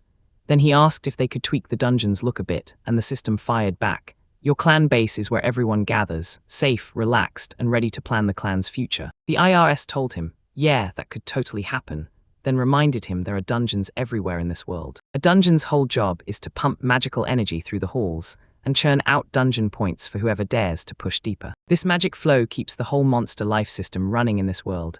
Every single monster is a cog in the cycle. They show up, they get wiped out, and that's exactly how the system kicks off, which you can see crystal clear in dungeons where each one plays their part. He stared at him like, "Wait, what?" Then demanded to know why he was saying all of this to him. He warned them that if they messed up the dungeon, they'd lose their chance to earn any points. Once a dungeon gets sealed, it can't drink in magical energy anymore, and without that power, the whole dungeon fails to function. He mulled it over for a second, then asked straight up whether Plenvert racks up enough points. So once they do that, they'll finally be able to take on this dungeon too, right? They said, yeah, of course it is. That's a brilliant idea. Seriously, it's genius. He's never even heard of anything like this. Nothing, not once. Like that, so what's the plan? You got any ideas yet? He nodded and said they'd use the dungeon to build a. In this city, they're tapping the open space on the first floor, then spending dungeon points to throw up buildings, starting simple with inns and shops, and soon setting up a magic circle. It'll whisk people right up to the second floor, and once they spot what's deeper in the dungeon, more adventurers will flood in, and they'll stick around for way longer. If a city shows up here, adventurers and merchants swarm in by the thousands. They'll feast on energy not just from the dungeon folk, but from the city crowd too. We figured out this is the best way to rack up enough points to keep both dungeons running at once. IRS blared that it was a brilliant plan. No splitting duties, no fretting over the dungeon core getting wiped out. MC nodded, then leaned in and said, "Okay, but we've got two problems. How do we lure adventurers into this city? And who's going to step up and fill the jobs here? They've got to shout their city's name to the world so they can forge a clan, and if they want any chance, they need to get into the guild." Ars called him out and asked, "So you're an adventurer already, yeah?" He nodded, but then he admitted the guild had already written him off as dead. And yeah, his whole look had been flipped on its head, so everyone would probably mistake him for a completely different person. And those horns would instantly scream, "Monster," and give him away. He suddenly remembered a story and told everyone, "My grandfather said the demon race exists, and get this, they even have their own country." He could just say, "I'm from that country," and the guild would let him in. With a stone-cold, serious look, he admitted he'd heard of the demon race too. They hit with inhuman strength and refused to tire, but almost none of them were left, stared at him, and demanded he add more details so the story would actually sound believable. Kinu jabbed at her face and demanded, "So what about her?" He said she could pass as a beast man, so there'd be zero trouble. So today they're heading into the city to register with the guild. So tell me, does she want to go with him too? She nodded instantly, and he promised he'd cut the dungeons out and leave the place to just the two of them. They've got to keep racking up points, no exceptions, and if anything goes down, they better report it to him because they both agreed on it. And he told them they had to rush back to Vert first, and only then after that. And right after that, they were gone for career. He kicked in his movement skill and pushed forward. He said the entrance and exit of this dungeon were so close they basically felt like neighbors. She had to learn how to fight in human form first. Then they were hunting straight through to the city. Kinu nodded hard and said, she said she understood him, and he grinned, telling her, "All right, then we're setting off." Then after a while, everything shifts and the next moment finally arrives. She spotted the monsters closing in, threw his magic like a weapon and wiped them out. He was just a little. He shot a shocked look, then blurted out that after the evolution, her magic surged way beyond before, like she just leveled up in the blink of an eye. He got the timing just right, then he glanced to the side and then he spotted a carriage that instantly felt familiar. He blared out a loud call for him, shouting at the edge of the. He paced back and barked, "Bar bar," like it would shake answers out of the air, then demanded, "What happened?" Happened to him, and then he slammed the carriage to a stop right beside him. Standing right beside him, she blared his name and demanded to know who else was there with him. She blurted out her name and the fox from the other day, that's who she said she was. Day by day, she honed a brand new transformation skill until she could finally slip into a human form. He froze at what he heard, then blurted, "I've never seen a cutie like you before." He suddenly snapped out of it, remembered what mattered, and blurted out that he needed his help. His help didn't just happen, he demanded answers. What's wrong? And why are you rushing like the clock's about to explode? With a worried stare, he admitted that, usually, a dungeon gets discovered. Right near the village, that dungeon breakthrough is about to explode. Soon, like next on the map. Soon, it looks like that monster is the reason for everything. And before long, a whole horde of them is coming, and they're about to bring it all down. He burst out of the dungeon, shouting at the top of his lungs that if nobody moved right now, his friends and family were going to die. He's willing to hand over any reward, just as long as you help him, and when he agrees, he tells you straight. Show him the way to his village. He wiped the tears off his face and thanked him like he'd just pulled him back from the edge. He snapped into the driver's seat, and they sprinted alongside his carriage, right there beside him. He leaned out, shouted at the two of them, and let them know how deeply grateful he was. He stared him down and asked straight up.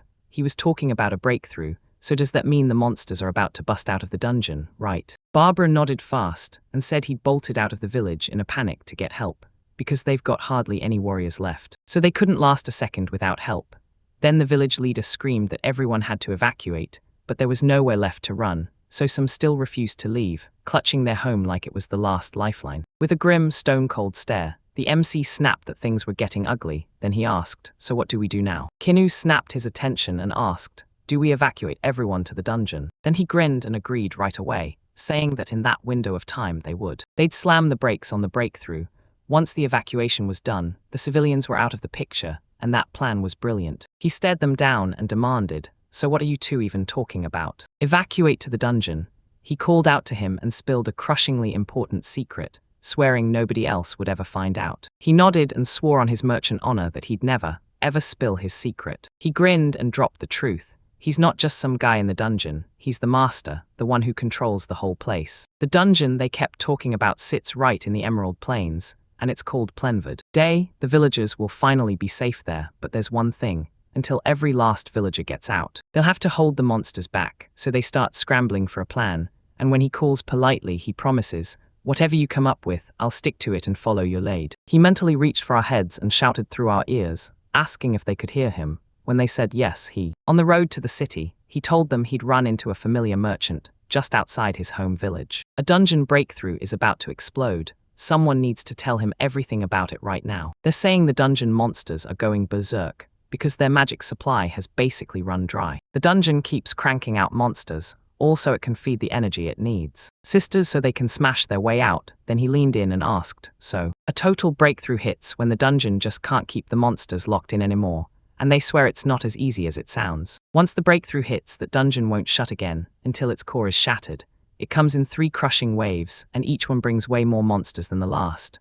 The moment a wave gets wiped out, the next one kicks off a few days later." He nodded and said, "I get it, I know exactly what to do. IRS has to sprint back to the captured vertate and whip together 10 houses right now, then he'll tell everyone what to do next." He spun around, shouted for Kina, and told her the evacuation was in her hands. "She's got this, right?" She nodded right away and told him, "That's a solid plan," then put her full trust in him. Barbara swallowed her pride, apologized to him, and admitted that it was because of him she got them dragged into that deadly battle. He kept sprinting, running side by side with her, and he shot back that he didn't owe anyone an apology. Friends should always have each other's backs, no exceptions. They swore they'd save Nahara village, no doubt, no backing down. After what felt like an eternity, they finally burst into the village, and spotted a huge cloud of smoke billowing nearby. With a grim look on his face, he told them to stick to the plan and move. He was counting on him, so when he called her name, hope lit the air. He called her over and told her she was coming with him. They swore they'd save the village, right when the villagers were about to break. Villagers were throwing themselves into a desperate brawl, slashing at monsters that wouldn't stop coming, that finally crawled out of the dungeon. To unleash the fire wave skill, she surged back in and slammed into the monsters, refusing to stop her non-stop assault. He unleashed a magic attack, shouted so loud it cut the air, until his voice just stopped. Promised they'd take on those monsters head first. He blared his name like a command, and told them to hurry back to the village and jump in on the evacuation. Baba leaned in and promised he'd spill every last detail to them. His companions struggled to cast magic the moment too many allies packed the area around him. Nearby, hold up, one of the warriors blurted. You know the guy, right? The protagonist leaned in and fired back. You're not trying to stop us. You're in this to protect the villagers, yeah. The warrior nodded and agreed, then shot out a sincere apology, and made it clear they were counting on them. The warriors vanished, and he swung his club out in front of him, and said, now I can fight too. He called her up and told her to stop fearing him, then vowed she had to smash every last monster. Kinu stared him down and told him not to worry. She'd never hurt him, not even once. He tore through the moment and unleashed the lightning body skill, and sprinted forward to launch the attack. He bolted straight for the swarm of monsters and kicked things off by starting. And then he launched into a brutal, rapid assault, swinging his weapon non-stop at them. He kept swinging in the chaos, and right there in his head, he started to think about. Amid the chaos of the horde, he spotted D and C. C-rank monsters, so you're saying the ocean's hunting beasts out there. I mean, the next waves are coming in hotter and stronger than ever. With a higher rank behind him, he called her in and demanded to know if she still had mana left. She nodded, agreed, and said they'd only got about half left. To say something, but then it hit him. Suddenly he felt worse and she blurted it out, then panic hit, spreading fast through her as she realized the danger. And shouted, hey, are you okay? He said that right in the middle of everything, she called him at the worst possible moment. He flicked her a small smile and promised, I'll protect you. He apologized, then admitted he'd been counting on her. The system pinged her, then dropped the message that a special evolution was about to happen. The moment it kicked off, direction selection vanished. MC's body got swallowed by blazing power as he burst open. He cracked his eyes open and snapped the status window up on screen, then stared in disbelief at what he saw. He stared at it, shouted her name, and swore he'd handle the monster. He was determined to test his new skills, so he begged her to stay out of the way and told her to cast a protective spell. If she can't take his power head-on, she needs to fall back to the dungeon. She nodded and agreed, and then bolted to escape, charging straight into the crowd of monsters. He stared at the monsters and instantly decided they were something else. B-ranked monsters came hot on his heels behind him. What kind of crazy wave is this? Seriously, where is it coming from? He tightened his grip on the club, then snapped that it didn't matter. Then he would crush them into dust. He slammed the thunder drums technique and unleashed lightning body power. Then she bolted toward, charging straight at the crowd of monsters. He charged straight into the monster crowd, rushed in and swung his weapon wildly, shouting, they said, we've got to try something new, no more sitting still. He fired off chain lightning, and the system immediately caught it. Then the text cut off at F. He got the word that the energy ball's old skill had kicked in again, was now unleashing a scorching lightning element meant to strike back. A twisted kind of magic that leaves you hit with a crazy abnormal status. It cranks up your damage, stacking up to 9 activations at once for maximum destruction. He funneled all that power into his fists, crashed them into the ground, and lunged at the closest target. Monsters, he unleashed the heavenly dance skill, and the system blared the announcement that now the ghost step skill let him lift off the ground and hover in the air. He shot his hand high above his head and blared, telling them they had to. He has to see his new power, Lord of the Skies, and right away he shoots forward fast. He slammed his fist into the ground and blasted a massive wave of energy across the whole area. Even the villagers couldn't miss it. He suddenly remembered the exact thing he'd said earlier, how he claimed that. So he promised he'd spell out his strategy to them, starting with this, first of all. The breakthrough wouldn't quit until the dungeon core was smashed, so they had no choice. They had to ditch the village. They had to scare every last villager into fleeing. So he thought, I can handle this, right? Baba promised he'd do everything he could. He said that with the breakthrough, the monsters would slam in wave after wave, and after every wave, they'd finally get a few days to breathe until the next wave hits. During that window, they have to whip every villager to safety, because they already prepped a handful of houses so the villagers had a place to duck for cover. He and the canoe would blast through the waves to tear them apart. They'll stand their ground and keep those monsters at bay for as long as they possibly can, of course. When it turns dangerously out of control, they'll back off the moment it happens, right at the moment once the evacuation's done, he has to rush to tell him immediately. He's putting everything on him right now. He tells himself that in his head. That's when it finally hits. He actually did it. The waves finished, and he meant every word. He stopped for a breath, reached for Kenu in his head and demanded, Kenu, are you okay? She nodded to herself and quietly admitted, I've gone far enough. Enough, seriously, it was insane. He turned to them and told them, we're going back to the village. Village, she told him she'd finally reached the area, right near the village, and she was waiting for him. He told her, "I get you," and promised he'd be there any minute. They met up and headed into the village side by side. Barbar spotted him and yelled at the top of his lungs. He sprinted right over and demanded, "Are you guys okay?" Honestly, it was nothing short of incredible. He said he was fine, and then, boom, every monster was gone, and he sounded shocked like, "This black lightning is seriously awesome." Just as he started to speak, it clicked in his head. He blurted out that every villager had already agreed to evacuate straight into the dungeon. He said it was good, but then he snapped, "We've got to hurry. There are only a few days left before the next attack." He spotted a nearby villager and right out of the blue demanded, "So, who's that?" He told everyone he was the leader of Nihar village, Melmo, and he couldn't thank those volunteers enough for stepping up to help their home. He told them I'd better thank Barbar, because it was him who begged to help them in the first place. Then he just nodded and agreed, while Kinu stood nearby, cheeks shy, and Barbar caught it with a grin.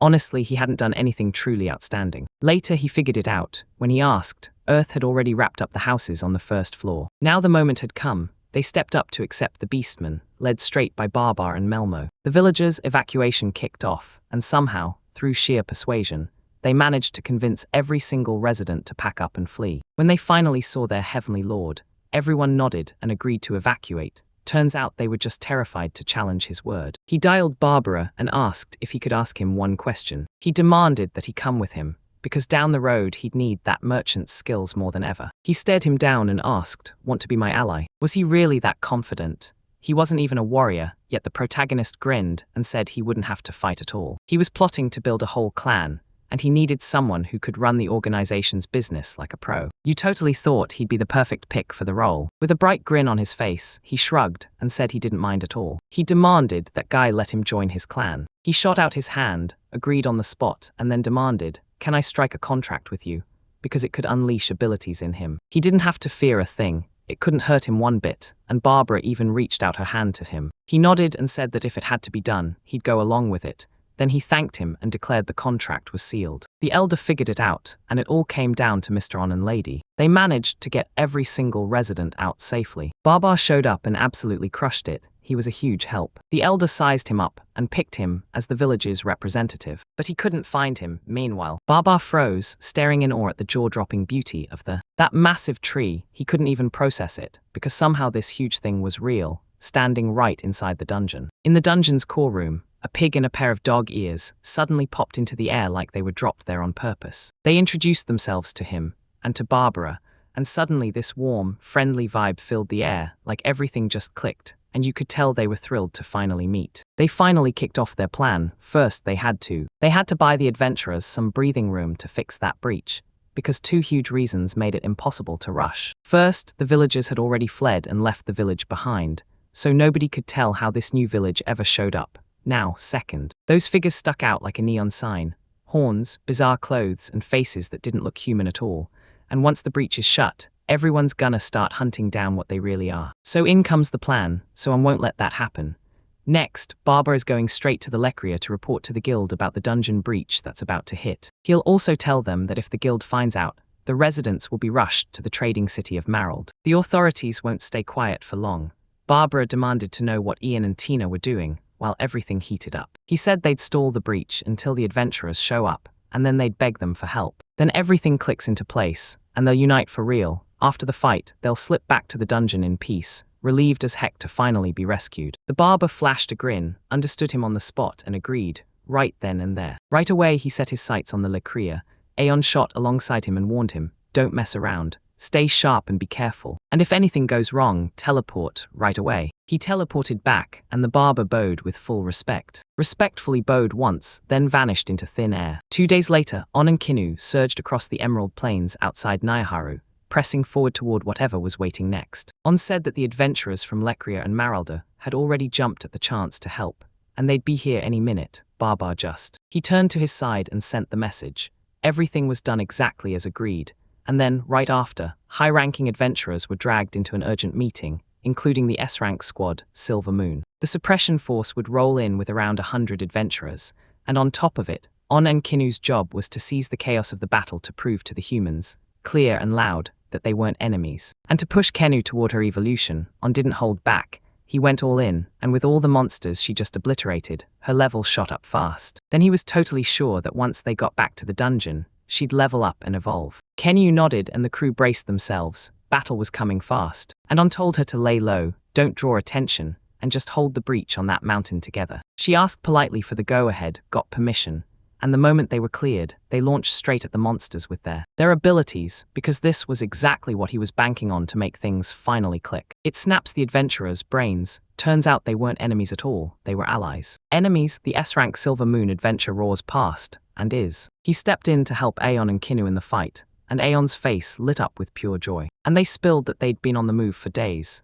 Then, out of nowhere, everything suddenly ran straight into a raging horde of monsters. He demanded a cover, and the adventurers shot into position without hesitation. Swarmed into action, then another group just marched right past them. Recognized the wild lechery adventure. He took a deep breath, charged in, and decided to help them. They didn't hesitate. Right into the chaos, they sprinted to back up their allies in the battle ahead. It was a legendary showdown on. John and Kinu strode forward together, shoulder to shoulder, diving headfirst into the adventure. Adventurers charging straight into monsters. Then Kinu suddenly started to sparkle, like her evolution was about to explode into the light. It burst into the open. She and I were finally being known. He had to sprint back into the dungeon. On and Kinu tore back into the dungeon, hearts pounding. Dungeon, On sprinted straight at Kinu in Fox 4. This time she was way bigger, like pure, cuddly cuteness bursting out of nowhere, so he asked, "Hey, are you okay?" Okay, Kinu snapped out of her beast form out of nowhere, and right as she did, she began to. It looked almost human. Energy surged outward, blazing like it had a heartbeat. Because he got word that her human form was still on borrowed time, on notice, and she knew it. Her magic hadn't gone anywhere, but it surged stronger. And now her healing didn't just mend wounds, it could wipe out even abnormal conditions. With those conditions met, her stats shot up too, and that made him grin. No more hunting a support mage needed. On was sure the adventurers would crack the breach and get everyone through. He and Kinu didn't have time to breathe when Barbar sent them word that. Once they realized the second wave of the breach had already started, they pushed deeper and expanded the dungeon. 3 days later, they got the message. Those adventurers had obliterated the dungeon's core. Barbar slammed everything into place, ended the breach, and sprinted back into the core room to link up with the rest of the group. He gathered the group, praised everyone to the skies, and then leaned in to ask what was going on in the Lecria. Barbar snapped that the Silver Moon group was the main one. They were the muscle behind the suppression squad, the ones who slammed the breach shut. He found out this crew only shows up when things go horribly wrong, true emergencies, nothing else. The kingdom bankrolls them for crashing the breach, and then hands over a hefty reward for stopping it. Barbar got a magic bag for spilling useful information, and out among the adventurers, rumors are flying about Orna and Kinu, how insanely strong they really are. And together, they crushed the breakthrough before it could spread. Arn grabbed Barbar's shoulder, thanked him for his hard work, and told him to keep hunting for more info, and Barbar nodded, ready to take the next assignment. So tons of adventurers charged into their dungeon, and raked in serious profit. Word spread that the dungeon was built with 8 levels.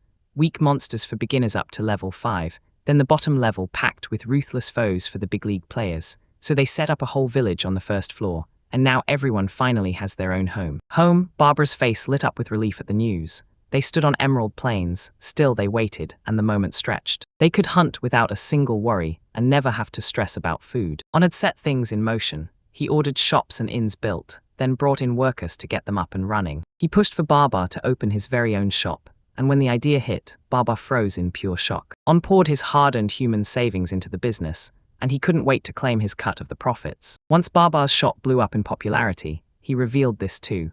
The village chief personally asked him to step up as the village's representative. Barbar gaped at him in shock, couldn't find words, and went silent as he laid out their plan. An entrance to the second floor, set to go in within 2 weeks passed, and he begged Barbar to help. Barbar snapped back that he'd never let him down, then swore he'd do it. Hours and years were told to get moving. Hours had to seal the dungeon entrance and turn it into their clan base, while Years was ordered to grind for points until he had enough, then expand the whole dungeon. The cause got it, locked in, and agreed.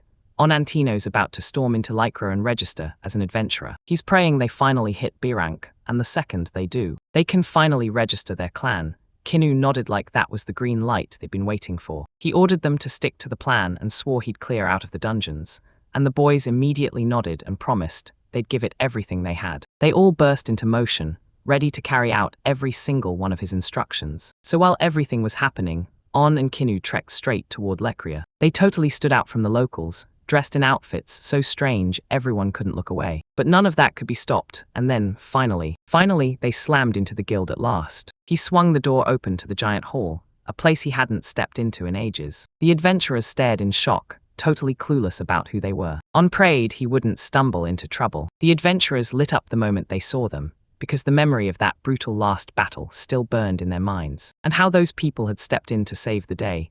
Then a kind, welcoming lady escorted them right after. Then he escorted them straight to the guild master's office to get them registered. A huge man dropped into the chair behind the desk and introduced himself as the guild master of the city, Spa. Bars, they came face to face and started right in, kicking off a conversation. A tense conversation hung in the air, and every word came with a hesitation when they finally showed up to register as adventurers. But then fate hit them with a total curveball, unexpected. The people around them erupted with reactions. Spars fired them up and told them not to panic, like he'd once been a wild adventurer himself. He lit up when he saw them, because their breakthrough had already shaken everything up. The rescued adventurers wouldn't stop bragging about how insanely strong they were, so the guildmaster demanded they prove it right there. He said they normally kick things off at the F rank, but if they were strong enough, they could climb even higher, and ON practically beamed at that news, shouting they meant business, while the guildmaster personally escorted them. They dragged them down the stairs into the underground training hall, where the other B-rank adventurers from the hall were gathered. Spar said On and Kinu would finally step up and try to take the adventurers on, but On slammed the brakes and warned him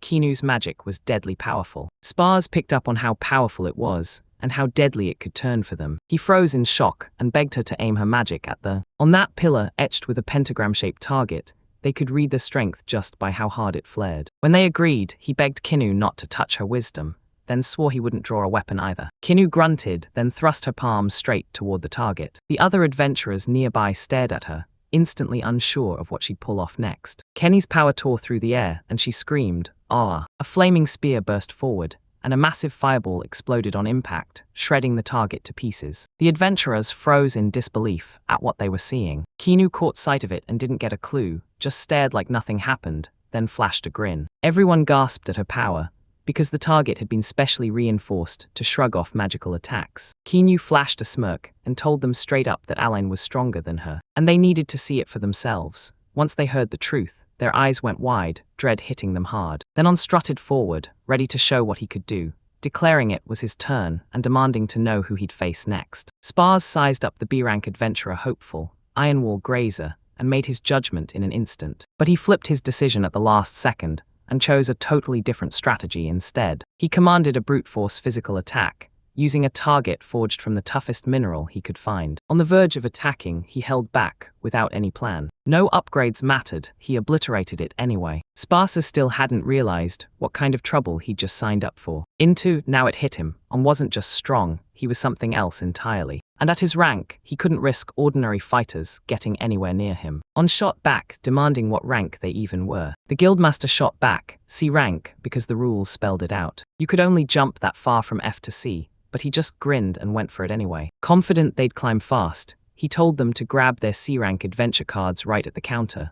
At the exit after that, they became official comrades, and then a single question hung in the air as he pulled them in and invited them. He brings them into his office for a secret talk, and Spards hits them with a straight-up question, "Who are you?" But that didn't shake On at all, because he and Kinu had already cooked up the perfect story for it. He's an Oni and Kinu is a fox beastman, and they've been living in the forest together since they were kids, and now, they're high-level beings never get a break, battling monsters non-stop just to stay alive. When their skills finally hit top level, they tore themselves out of the forest and burst into a whole new journey. It felt like Spars had snapped each missing piece into place, like a puzzle finally coming together. So if On is an Oni, that's exactly why his power hits this hard, and because On and Tino aren't villains, the guild has zero reason to panic. Spars grabs On's hand and vows they'll team up and work together. Together, the employee shot them a bright grin, congratulating them on their promotion, and the moment felt electric, and handed them their C-rank adventure cards,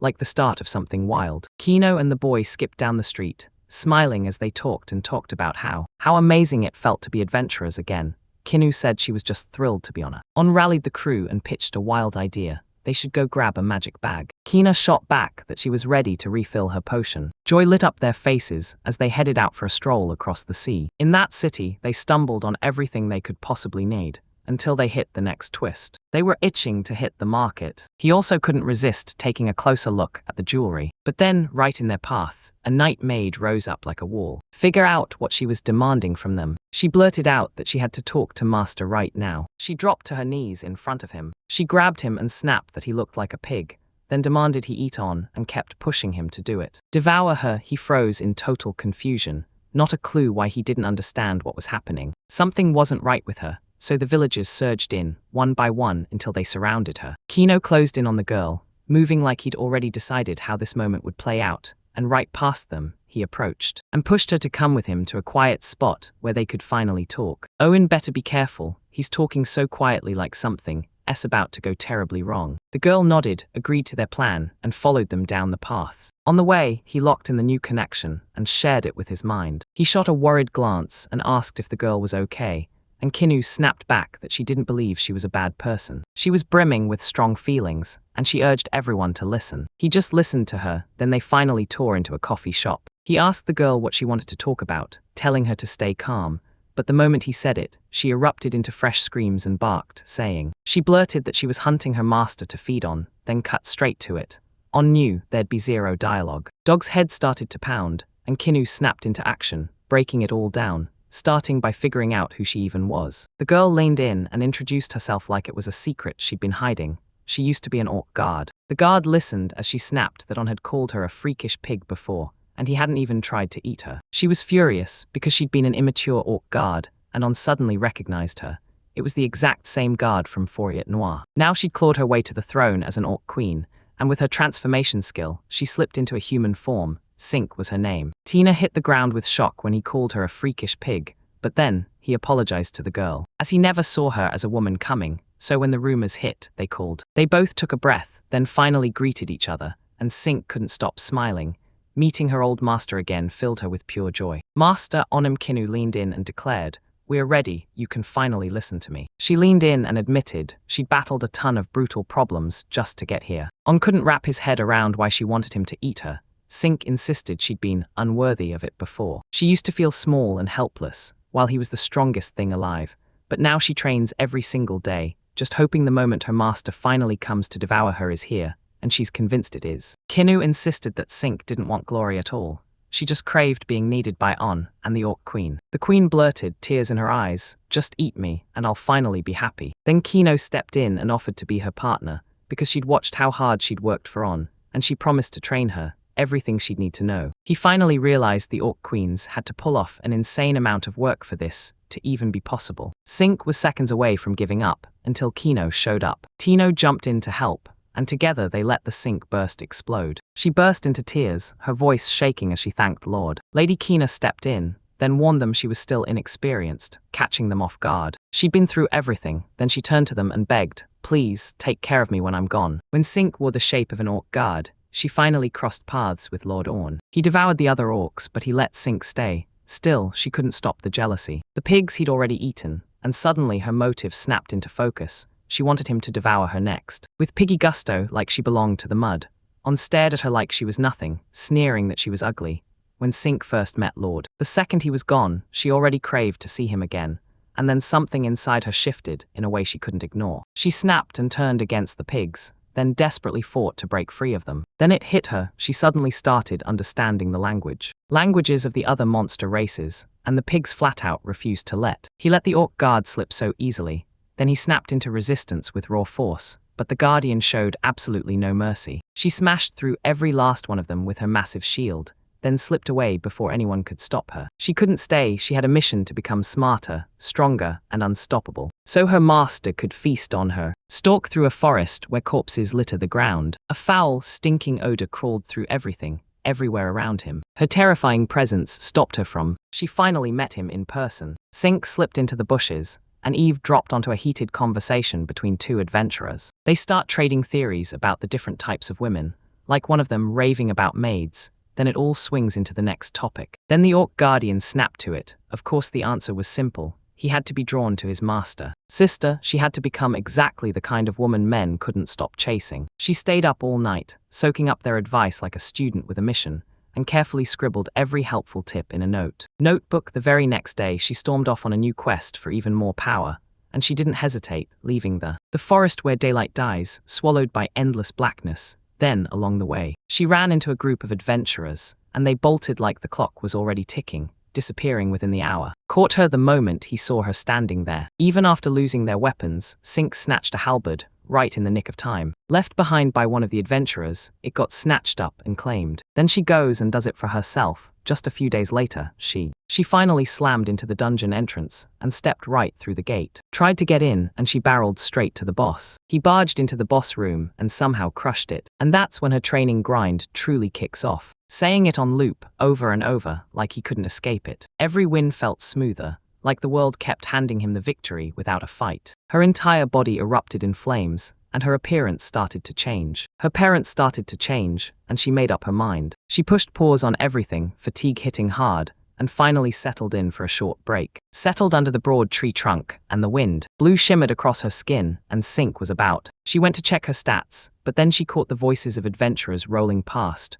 right on their way to the city of Recrea, and she figured, finally, I might learn something useful. Panic hit the boys like a wave, and fear took over their faces. Screaming that she was the Crimson Orc, queen, and fled like the wind from the scene, sprinting until their legs gave out. And ever since that moment, tons of adventurers have been calling her that. She leaned in and told him that, but deep down she couldn't stop wondering, would the master actually want her real name? And she even wanted to throw in statistics the way the adventurers did, like, right alongside them, to dig up answers about herself. And then out of nowhere, she suddenly could. He couldn't tell her name, her race, or what she could do. She snapped awake and realized, name was Sink, she was an orc, and she could transform into a human. She instantly decided. She chose the moment, then decided to see if her human form was real. Acknowledge skills from the orc. She whipped that orc pig, somehow, and turned it into a beautiful girl, no ears at all. None of it mattered, she was absolutely thrilled, bursting with excitement at the idea, to finally become that perfect, slim little dream girl for her master,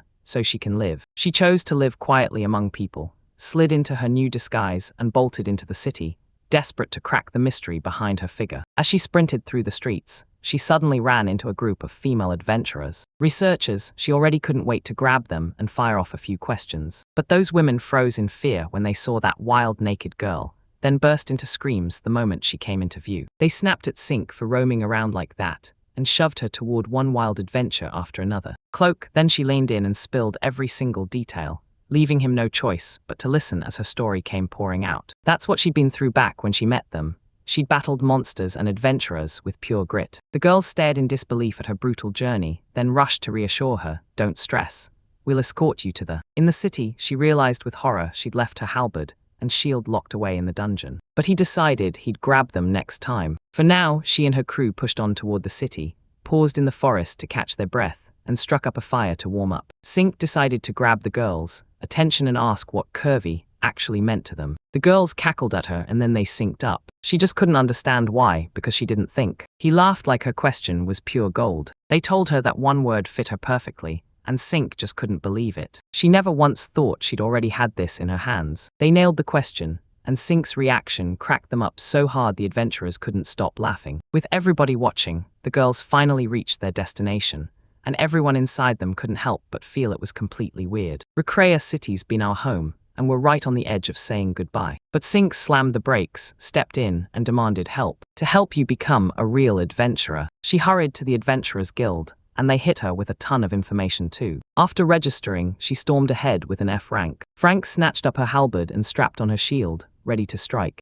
and then charged headfirst into a bunch of quests, one after another. Next thing you know, she busted through and hit C rank. She didn't care about the rank anymore. She was done playing small because her shape mattered more. Day after day, she trained until shapeshifting into any race became effortless. Yet one last problem still haunted her. Becoming a maid was his sink or swim moment. Sink charged for the Emerald Plains, hunting maids. But instead, she stumbled upon the town's own savior, the one destined to save the world. Smash, he slammed in, introduced himself, and swore he'd help her track down the perfect maids. Sink burst into a sprint and chased them, closing in until they crashed into an. In a gritty city alley, Smash laid it all out, what it really takes to become a maid, and he told her the first step was simple. Buy a maid outfit. With her skills, she was sure to land a great job, and once they said their goodbyes, Sink sprinted straight to the shop. She went to order a maid outfit, and the savings she'd earned from her quest finally gave her that chance. Now she's got a sharp suit on, and he can't help thinking she looks so delicious he'd want to taste her. She just had to spill her feelings to her master,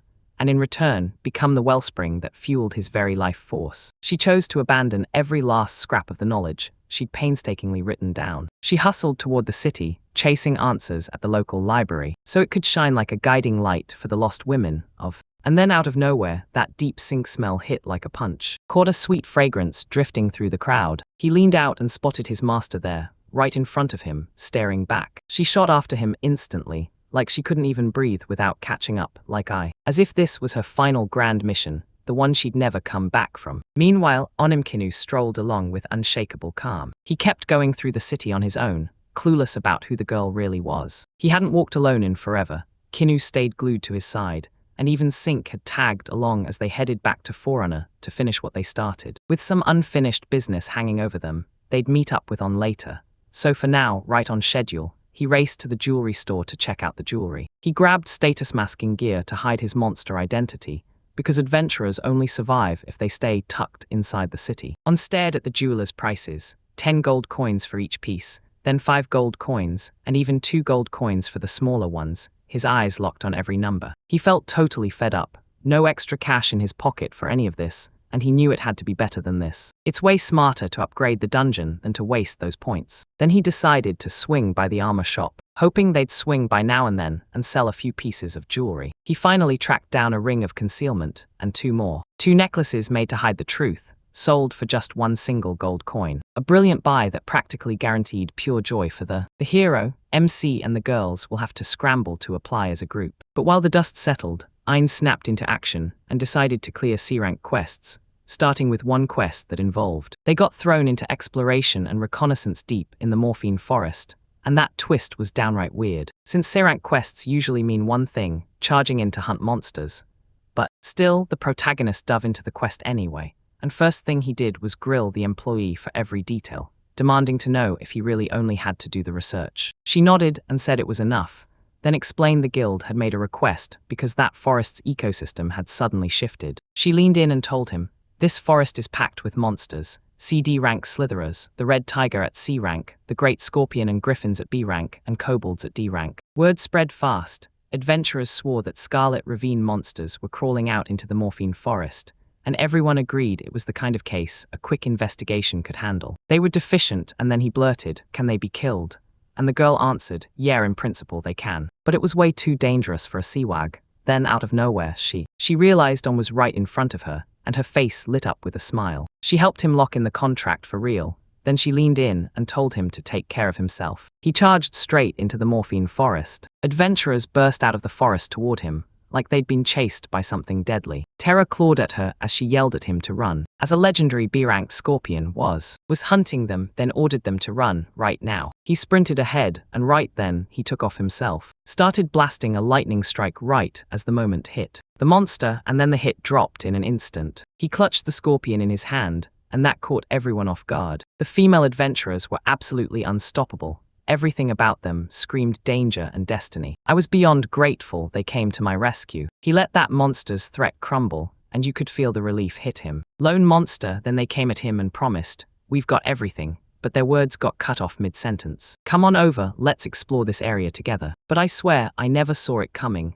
Nothing could have prepared me for it. They also said that everything had been. Everything was finally fine, while Sink was still here. On stared in shock because they actually knew Sink. He said nothing about it, and instead ordered them back to Recrea to report the intel to the guild, while he stayed behind, ready to scour the area. The girls checked who he was, called out his name, then bolted straight toward the city. Meanwhile, On tore deeper into the forest, pushing further and further into the dark. To take on the other top-tier monsters, he wiped out 3 griffins in one go, 3 giant scorpions and 3 red grizzlies, like the whole ecosystem was already unraveling. An's decade of training, everything, had truly been torn apart in an instant, in a way that didn't just slow him down, it shattered the whole flow of his life. For once, this wasn't just any order, this was the very first time. On can't shake the feeling, and wonders what in the world happened during the Scarlet reveal. Later, the hero managed to gather. He grabbed the monster parts, then tore back into town. He rushed to the guild and spilled every detail about the deadly monsters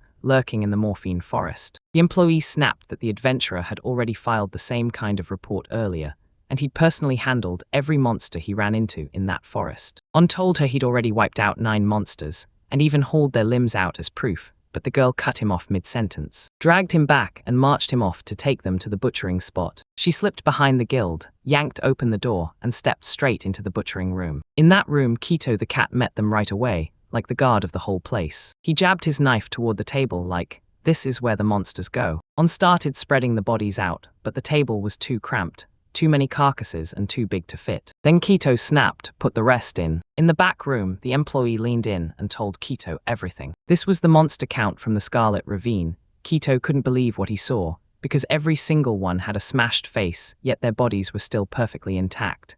He immediately offered to crank up the ransom for this kind of quality, and On's face lit up with satisfaction. The employee scribbled on the sheet that Bon had finished the job, and that was all they needed to move forward. For the report, she told Nshi run to the guildmaster and spill everything happening in the forest, and she promised he'd get his payment tomorrow, and nodded, agreed, and waved goodbye to. He waved her off, then MC sprinted back home. Back home, Kinu and Sink were already there, waiting for them with bated breath. Standing there for him like they'd always done, right on the surface, their bond looked gentle and warm. Sisterly, On leaned in and asked if Kinu was finally done with her business. Keanu said Sink was insanely smart, and they ended up trading ideas about everything under the sun. The protagonist sent their interest, soaring the moment they started. He planned to hand them the jewelry he'd bought downtown, then he told them the jewels were hiding their real stats, and that they'd better wear them the second they step into the city. The girls practically burst with joy over the gift. He handed over the gift, then thanked him, and it landed right at MC hyped them up and promised that starting tomorrow, they'd finally start actively complete quests to boost their rank. He also stepped in to help them pick a team name so they could get registered. Kinu pitched On's magic, but the moment she did, everything changed. Then it hit him, Black Lightning, and he snapped to it, choosing Black Thunder instead. On pure instinct, she backed her decision without a second thought. The protagonist promised, "I'll register the team later," and then left it hanging in the air. He leaned in and told the girls good night, like the night itself was about to start something big. Lying on his bed, his mind got slammed with a vivid memory that wouldn't let him go. I can't shake the memory of how amazing it felt when those girls finally became real friends. Friends because when it happened, pure joy surged through him. Found herself sprawled on On's bed, heart pounding. He slipped out of bed without a sound and quietly walked out of the room. A joyful saint beamed at him there, like the whole place was celebrating. She had whipped up breakfast for him, and she was hanging on her master's every word, and Master R's help lit the path for her. He set up a room for her with a sink and a kitchen, and the queen waited right there for her master's reaction to her dish, and him. Then she asked him to cook for them on the regular, because that food had turned out so ridiculously delicious. Delicious, Sink's face lit up, and those words hit him so hard he teared up on the spot. Then he stepped up, accepted that huge honor from Ian, and at the same time, Kino was already awake. She jolted awake to frantic noises from inside, slipped out of bed, and there she saw. He smiled, dropped into the warm tub, and kicked off the morning with a glorious breakfast, fluffy omelette and crispy bacon. This morning felt absolutely incredible. Barbara swung by, and the whole crew instantly gathered around. They crowded around the table, diving into a breakfast so amazing it felt like a victory. With their plan locked in, they set out right away to smash through their quests. To earn a B rank, a guild member hurried over and blasted out congratulations as soon as they landed that shiny new B rank. This was the very first push that finally turned their dream into something real. Ever since he was a kid, Owen had dreamed of building his own clan, filled with friends he could trust like family. He filed their clan with the guild, but that was just step one. Getting official status was a whole different battle. You've got to wait it out. Once you submit the application, 10 whole days have to pass. This is just for verification, so don't expect anything to happen. He replayed it in his mind. Back when he was human, he'd basically thrown in the towel on even trying to. Forming a clan, but now that he'd turned into a monster, he'd finally met. He hooked up with his best friends and started turning his biggest dream into reality. Sink and Kinu snapped to life because the changes sparked them. They started getting stronger, sharper, and way more useful, right there with everyone else. On's glad he once became a monster.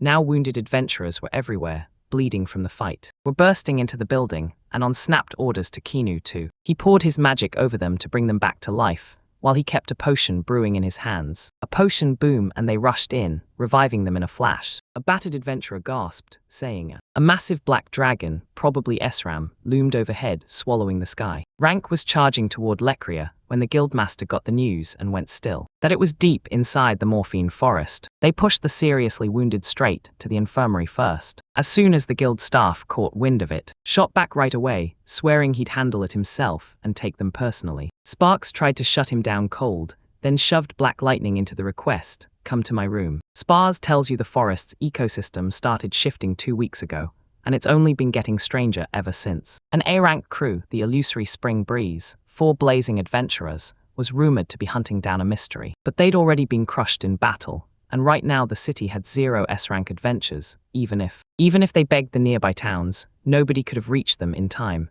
This was a real mess, and it was brutal for Spars to go ask the guys for help. But there was no other choice. He begged them to find a way to stop the dragon, because this was the only hope. The guildmaster personally requested him, because only Black Lightning could pull it off, and the reward would match the weight of the task. On practically buzzed with excitement, because this was their very first quest. Naturally, he nodded along. Sink grilled him for every detail of the operation, and Sparge told them he'd already sent word to the Moralder Adventurers Guild and gotten help on the way. They'd reach there in half a day, at the absolute latest, within a single day. They'll have to buy time because the civilians still need to get out, and nobody knows why that dragon is zeroing in on this city. So on demands, can we kill it? The guildmaster leaned in and warned him. This was way too dangerous, so don't go charging in and acting reckless. He agreed and shot a question to his companions, asking if they nodded and sealed it. Then the girls lit up with pure excitement. Locked in for the fight, he didn't hesitate. He agreed right away. Spars dropped into a bow, apologized to the guys,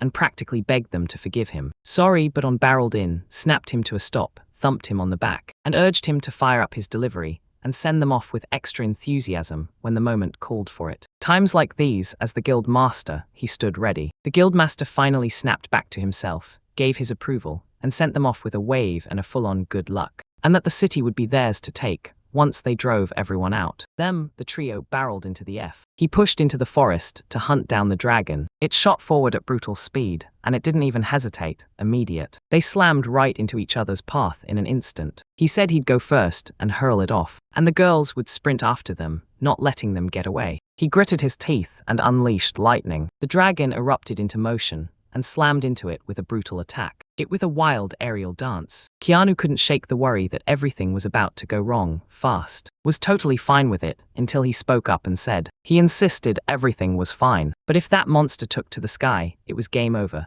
So he told Kinu to lock onto its wings and blast them with magic. So Sink would have to rile him up and pull his focus onto her. Her eyes widened, then Sink lit up, and a provocation detonated into full action. Against that dragon, who aimed her magic straight at it. The girls banded together and fought back so hard, so intensely that Kin almost instantly had to heal Sink while the girls were scrambling in the background. The dragon tore their focus away in an instant, and then he lunged at them to strike. But he countered fast and shielded the girl. The girls, Sink thought she was winning, but then it hit him, something was seriously wrong with that dragon in front of him, his body turned traitor. He couldn't control a single thing he did. His attacks felt like they came from nowhere. No one could ever read where they'd strike next. And every single punch landed like it tore straight through his bones. They refused to stop and pushed the battle on until they could finally get their hands on. Figure out what twisted his behavior in the first place. And rescue him. On told them to move in as instructed. Kin came in to strike those wings. Sink would keep escalating the provocation, straight into the next round. And he'd stride right up, lean in, and inspect the dragon up close. He swallowed his pride, apologized to the girls,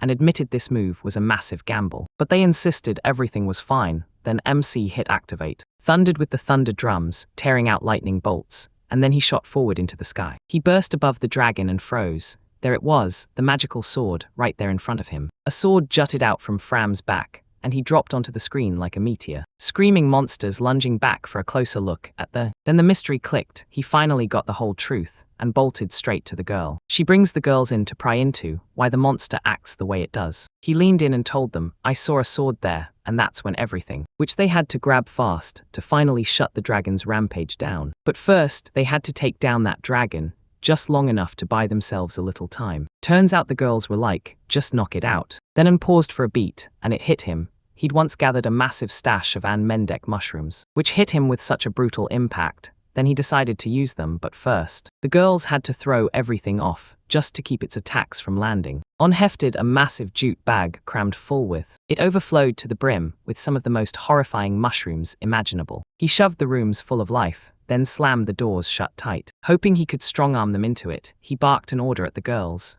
Right then, the girls had to fall back, so the monster would lock onto them and stop hunting the others. It lunged at him and right as its mouth swung open, it went for the kill. On exploded into a sprint, taking off like a rocket. He danced across the sky, chasing a ball like it was pure destiny. A lightning ball blasted forward, shoving the whole thing aside. Tossed the entire bag of mushrooms in. Then blam, an explosion ripped through the sky, right in the dragon roared like it wanted the world to end, and they froze, rooted to the spot. Rose, heart pounding with pure anticipation. When it finally clicked, the whole team realized it had worked all along. He had to stay standing and take every hit it threw, while simultaneously trying to paralyze the dragon. Then the girls didn't stop. They kept going, pushing forward without hesitation, to help their master finish the mission. After they'd demanded the thing he'd originally handed them, we finally caught our breath. 10 minutes later, our team slammed the dragon down and brought it under control, and it dropped into a deep sleep, leaving everyone who asked it to just stare in shock. He tried to step out of the way and yank the sword free. The sword wasn't just a blade anymore, it had fused with the. He tried to peel back the skin, but he couldn't pull it off. So he decided to pull out the. Thunderous drums pounded and lightning split the sky, driving him forward. With brutal effort, he yanked it free.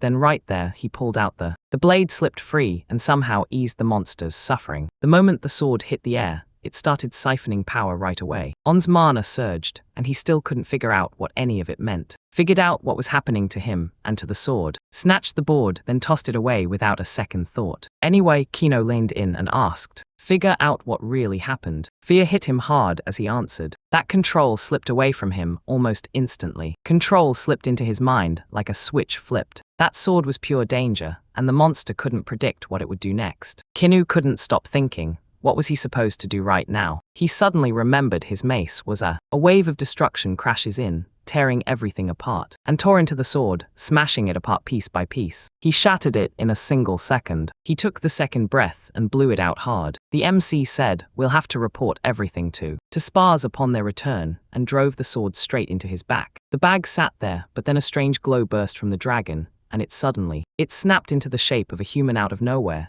dark as night. The dark-haired, skinny man crumpled with exhaustion, like his strength finally snapped. Kinu snapped into action after his command to heal him. After the healing, that man will. He jolted awake with zero clue where he was, or who those people beside him even were. Natsu asked the man straight up if he was really a black dragon, too. And he snapped back, "Who the hell do you think you are?" Sink, the maid, refused to swallow the humiliation being dumped on her master's honor. He barked honor at them, then snapped at the stranger for how he'd been acting. How dare he talk to the master like they're on first-name terms? Rage swallowed Sink whole, and she desperately wanted to smash this scoundrel into the ground, and after that awkwardly corrected her posture. Rage twisted her words, and she rushed back to the master to apologize for what she'd done. The stranger kept pressing for answers. Who the hell were they?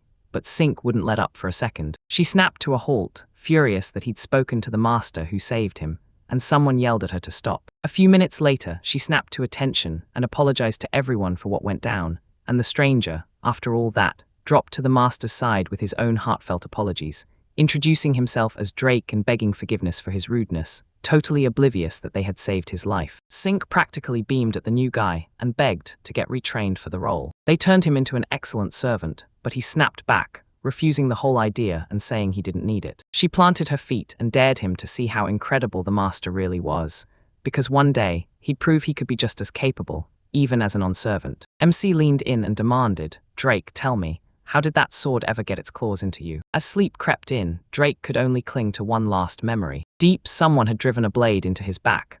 On asked if he remembered anything specific and ordered Sink to let him go. He probably hated every second of it, so the moment he tried to talk, Sink yanked him free, straight up, just like the master ordered. I'm talking a straight-up claim that he saw a man with red hair, clear as day. When he clocked it was martyrs, he swallowed the words and kept quiet. Nothing. Drake kept going, firing off the next part of his story like it couldn't wait. He was born and raised in a Dragon Man village beyond the Red Gorge, and his parents served as the village elders. And he once got wiped by his brother in a duel. Because that fight decided who would step up as the next elder, Then one morning, the dragon snapped and tore through the place, stirring up pure chaos. And when his energy finally ran out, he dropped asleep on the spot. Then someone hit him from behind, and the worst part is, he blamed it all on himself. But Drake planted his feet and swore his brother had cheated, slipping something nasty into his food right before the duel. One slammed in front of him and told him, "I don't even know the details of this story," and demanded to know what the boy wanted. They weren't dragging him into anything, but if Drake already had plans, Drake blurted out that he was done staying weak. He wanted to get stronger, and the villain could do whatever he wanted. Village, he refused to let anyone beat him again. They pumped him up because they all wanted the same thing, and they reminded him, if he pushed through, that he could get stronger if he'd only keep going. If he just put in the work, they'd have way more fun together than alone. And Drake still couldn't wrap his head around it because they actually accepted him as one of their comrade. Sink let out a weary sigh and admitted he'd have to bend his pride and sign a humiliating contract with her. But Kino pushed him forward, insisting it could be broken. Drake remembered how in the middle of the fight he was only half awake, fighting through the fog, and he couldn't stop stewing over the beating he'd taken, seething with annoyance. He just couldn't help envying how they trusted each other, even as he tried to recall it, but it was all fuzzy. Drake snapped that he wanted to stand beside his older brother and earn his respect. On almost couldn't believe his new nickname, took it in stride, and then signed the contract right away. They cheered beside him and swore they'd back him up all the way through his training. Drake beamed, bowed low in pure gratitude, and told them he couldn't wait to team up with his big brother and big sisters. He grinned and decided to check Drake Barristy's stats, then shoved them in front of him: race, Dragon Man, title, subordinate, skills, wind cutter, cyclone, dragonization, and flight. Meanwhile, the heroes suddenly heard hooves clattering in the distance, yet it was all wrapped in a fake spring breeze. And Master Spars had sprinted to the rescue as soon as. When they finally met up, they leaned in and demanded to know how he was feeling. And he tore through the area for the dragon at the same time, but it was nowhere. Then the MC flashed a smile. And then he spilled that everything that happened led to one wild twist. The dragon was really a young guy from the Dragon Man tribe. The magical sword Fram had forged him into a storm of aggression, and Drake dropped his head in a bow. He bowed his head to the leader and begged forgiveness, admitting he'd lost control in his weakness and hurt their comrades. Sparrows shot him a reassurance. Good news, nobody died. Grace got gravely hurt, but they snapped him back to life fast. He also pointed out Drake was the real victim since the sword struck him, and Drake even bowed to apologize. Drake wouldn't stop. He kept swearing he'd get stronger for real and repay everyone with real good. And yeah, we're waiting, way too impatiently. On shoved Fram's sword into Spard's face and said Drake claimed a red-haired man had clobbered him. The MC leaned in and asked if Spars had any ideas, and the guildmaster shrugged, saying it was almost impossible to read anything from. He clutched just one sword and demanded it be brought along, because he planned to use it for his report to the royal capital. Spars told him don't worry, promised he'd report Drake as a casualty, and even smiled. Yet that kindness blindsided was because after all, he's his comrade. Meanwhile, the sparse greys trekked back to town, and they told the guys to swing by the guild when they could, because there were rewards they needed to talk about. The whole team thanked them, and the goodbyes hit hard. Then On said he wanted to hunt a bit more before heading back to town, just as he was about to evolve any moment, Kinu insisted on tagging along, while Sink snapped that she and Drake would have to. She insisted they'd go to Fornavar first, because things were exactly like this, and she swore she'd tell him everything he needed to know on the road. On begged her to be gentle with him, and Drake's fear exploded. Her words shook him so badly he trembled. She waved him over, and he gladly trotted after his older sister, Sink, tailing her like a loyal little puppy. MC didn't say a word, he just silently wished him the best, and then Kina stepped out to wander through the ever-morphing streets. Forest ahead, two of them are itching to level up fast, and they waste no time before they pulled it off in a snap, and On immediately started blasting lightning. Then it kicked off, bam, the celestial demon finally activated. If its status truly got upgraded, then it would be just as good as the rest. Tina nearly burst with joy, watching her keep pace, even matching an S-rank adventurer. Now that he'd evolved, they finally had the green light to head back to the left. The Lecria then, when they finally made it back, the villagers gawked at them like they were legendary superstars. Black lightning blasted from every direction, and the people cheered like they'd been saved at last, while the villagers praised their unstoppable feat, because after all, they'd already slain the dragon, something Spars swore he managed to get word out about to everyone. Everyone watched them go on like it was a show. Before long, people couldn't stop staring, snapping their eyes on them just out of curiosity. But now their eyes burned with respect, like they'd just finally been proven right. They had been. Once they were recognized, the crowd surged behind them, right up to the guild. Spars clocked with a grin that the guys were late, and you could tell they were wiped out, because he'd already signed their merits ahead of time. He warned him not to say things like that. If they were really going to welcome Drake into the party, they'd better handle it right. On agreed, and Kino quickly threw in an apology to the master. He moved quicker, but she admitted she'd been a little scared too, while Spars said he'd already reported everything to the capital, all Rain and Meralda. Calder, for the reward and for the clan's founding, everything took about a week, so they had no choice but to wait a little, and they promised they'd be back in 7 days. He dropped the news to Saps and said they were finally moving into the Beastman village of Plenworth. Right in the middle of those blue-green plains, if the master ever needed something, he'd simply reach out to Barber's representative. Spars had already heard whispers about this village from other adventurers, figured out exactly where it was, and vowed to send a messenger.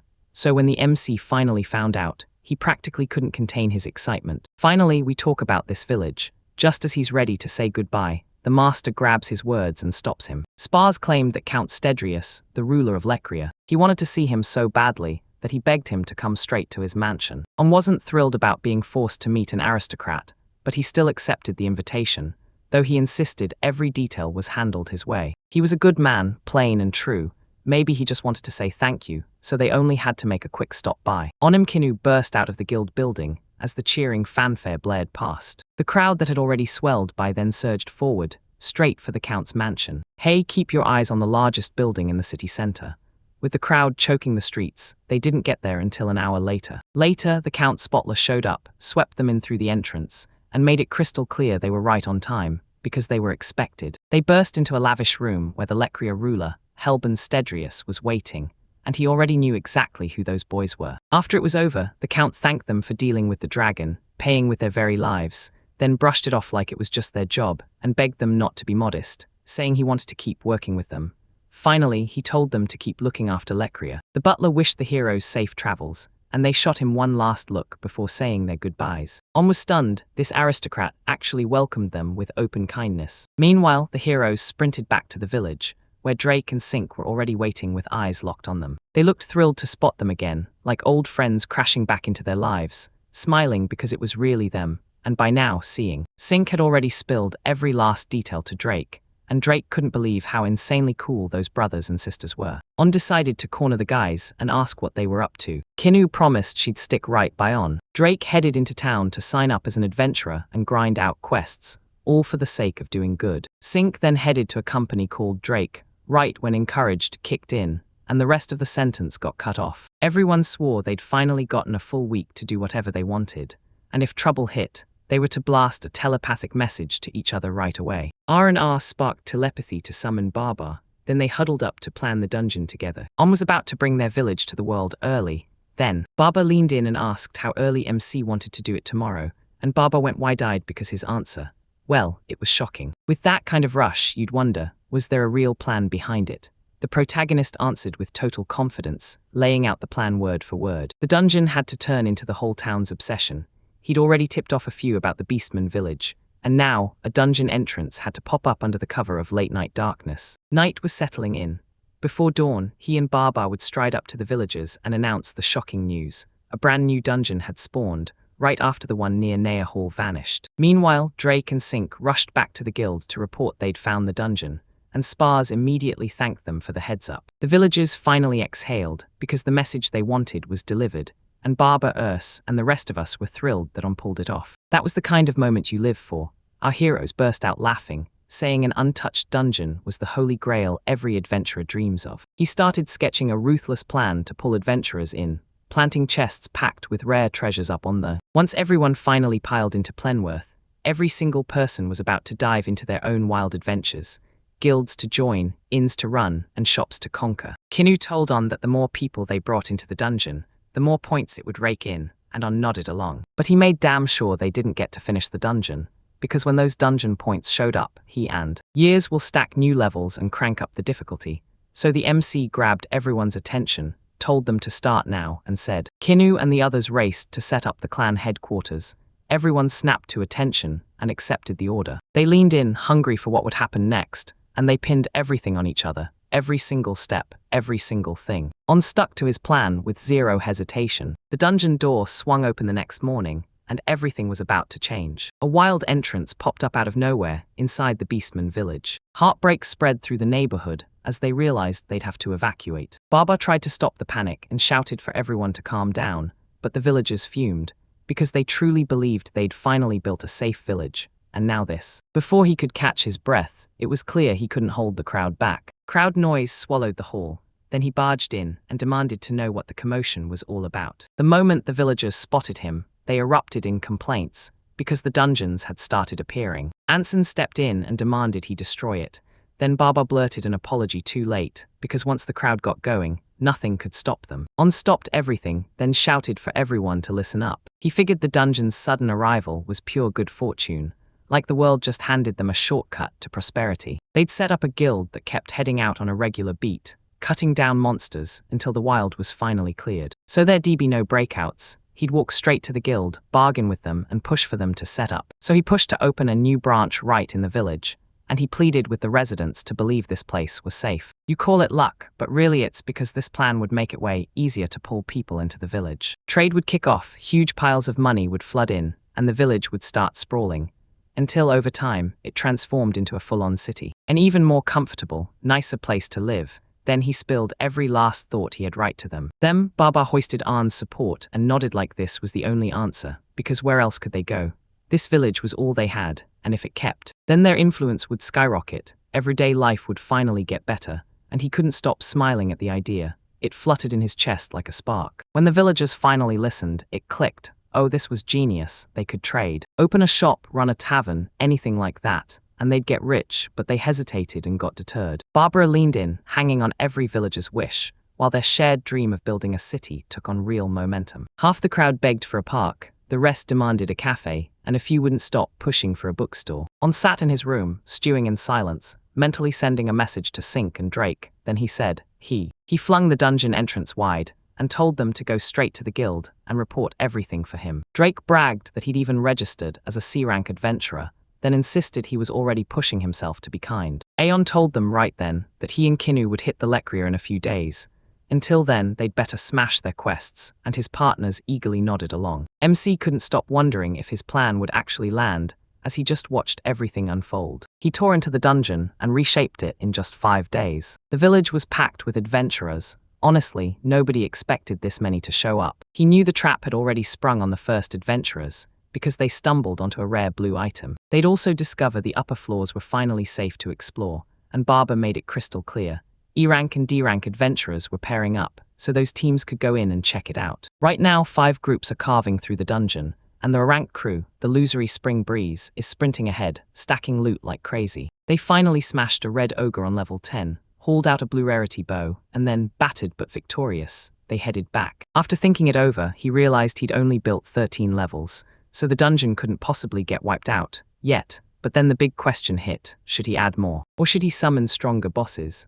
Iris started cranking up the levels, bar hand. A guild messenger shoved a letter into his hands, and MC nearly froze. How the heck did it get here that fast? Quickly, he figured he'd snag his reward tomorrow, but he didn't even bother to read the note. He only had one thing on his mind, getting to Lecria with Kinu. They hooked up with their partners first, then tracked down the guild, and when the moment came, they marched in, spotted the problem, and made their sparse apology, because they'd called them early. Today the reward finally showed up, and he had to meet up with him to talk about the dungeon. First things first, they had to go over that reward. On and Tinu got approved for a promotion to S-rank, so Black Lightning transformed into an S-rank group. The protagonist froze in shock, because it had only been a single month since they'd registered, and Spars swore this had never happened before. With no S-rank group left in the city, it became a huge mess. Then it got even worse, and the Drake. People labeled him a victim, so no punishment was coming, because the Black Light. With Black Lightning keeping watch, the guys didn't sweat a thing. They were insanely grateful. He also said their clan application got approved too. Had they finally come up with a name, proud as hell. They proudly blared their name to the world, Star Conquerors. The clan's wild dream was simple.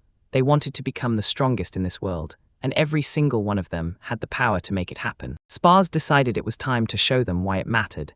He declared that in just 2 months, the kingdom would host. A second-year clan showdown tournament kicks off. Everyone fights for rank, and whoever wins decides the clan standings in the Alt Kingdom database. Sparsa said the higher-ups would definitely want a front-row look at their power, since they'd actually been allowed to join in. He leaned in and said, "Let's try, this will be a breeze for you guys," and he was counting down the seconds like his life depended on it.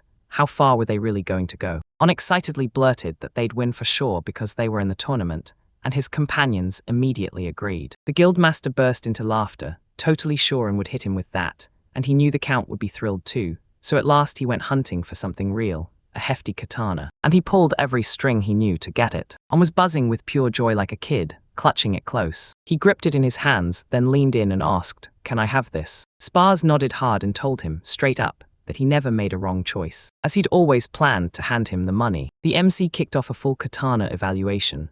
White crane, red rarity, attack power 20, forged by a master from Wakanamitsu, and every time it slices through magical power, it unleashes extra attribute damage. Power, this is an insane weapon.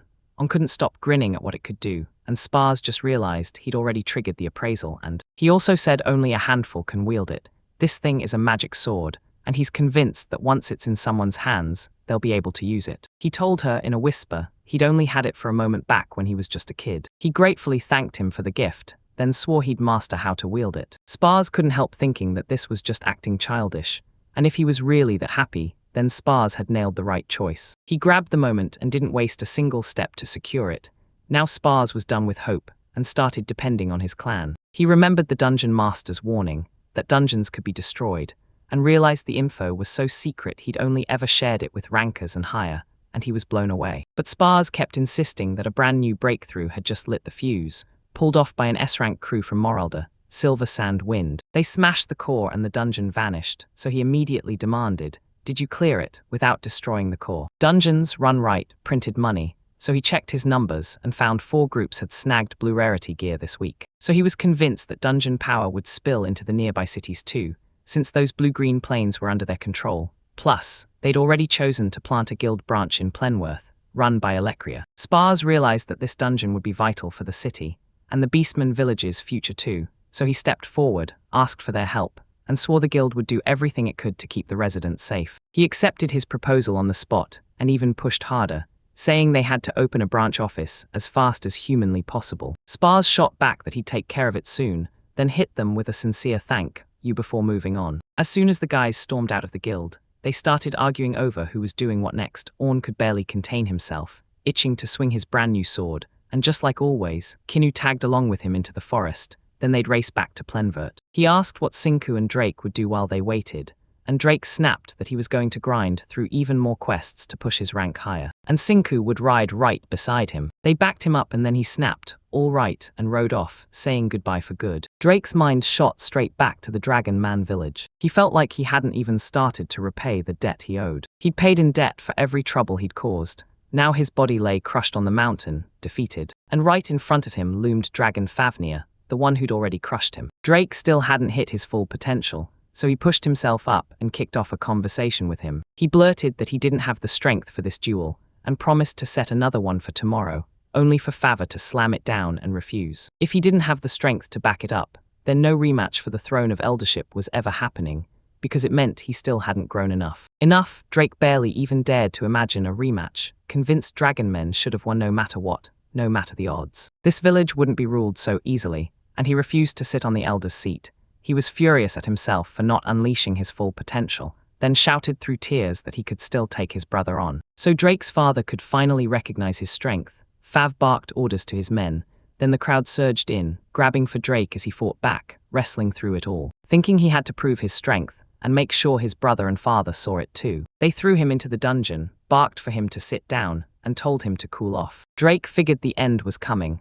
After he desecrated the sacred tournament and went on a rampage, he was sure someone would kill him. Then boom, his father materialized out of thin air, clutching the key and finally freeing Drake. He snapped at his son to get out of the village, right now. Drake shut down his father's pity like it was nothing he'd ever need, and he stormed off on his own, burning with rage at himself. Rage burned in him for days as he transformed into a dragon. In the Red Gorge, he clenched his teeth. He had to get these feelings out, no matter what. Otherwise, he'd crumble from the inside after roaming for so long. With the last of the day weighing on him, he dropped down and slipped into sleep. Suddenly, a shark-level stab of pain ripped through his back and burned like fire.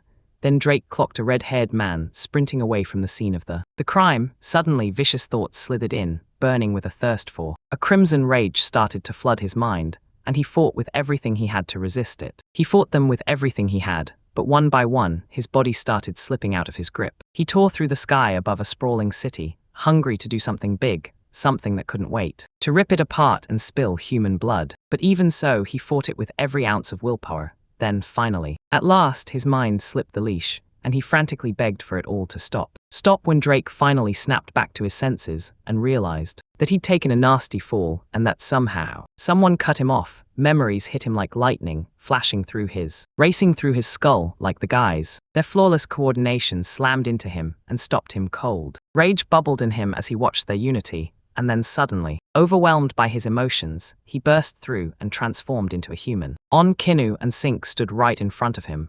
Then everything cut off mid-sentence as he finally clocked what he was doing wrong, and these guys shut it down fast, stopping him cold. He forged a contract with his brother right after that, setting it in motion and then he soaked up every single thing his older sister, Sink, had lived through and everything she'd learned. Drake suddenly saw it all. Every person in front of him had survived a brutal road just to stand here in this life. He realized he didn't have to fear anything, because he had strong people standing right beside him. From this moment on, he'd live only for the clan, and right now his pride was this team. Sink just called out to him like he needed him. Then he bolted after her without wasting a second, because Drake's pushing forward for his comrades. Meanwhile, deep in the forest, on a winding, On and Kinu were locked in a brutal brawl with high-ranking monsters, and On's katana was slicing through everything like an absolute beast. With that blade, he carved through countless monsters, and now his eyes were locked on one prize, the clan tournament 2 months away. Until then, he had to grind through quests and level up. Level the dungeon up to the max, so everyone can grind and level up as hard as they possibly can. A month and a half screamed by, and On finally tore back to the village. They finally get the guild to report it. After this event, the village had exploded in size.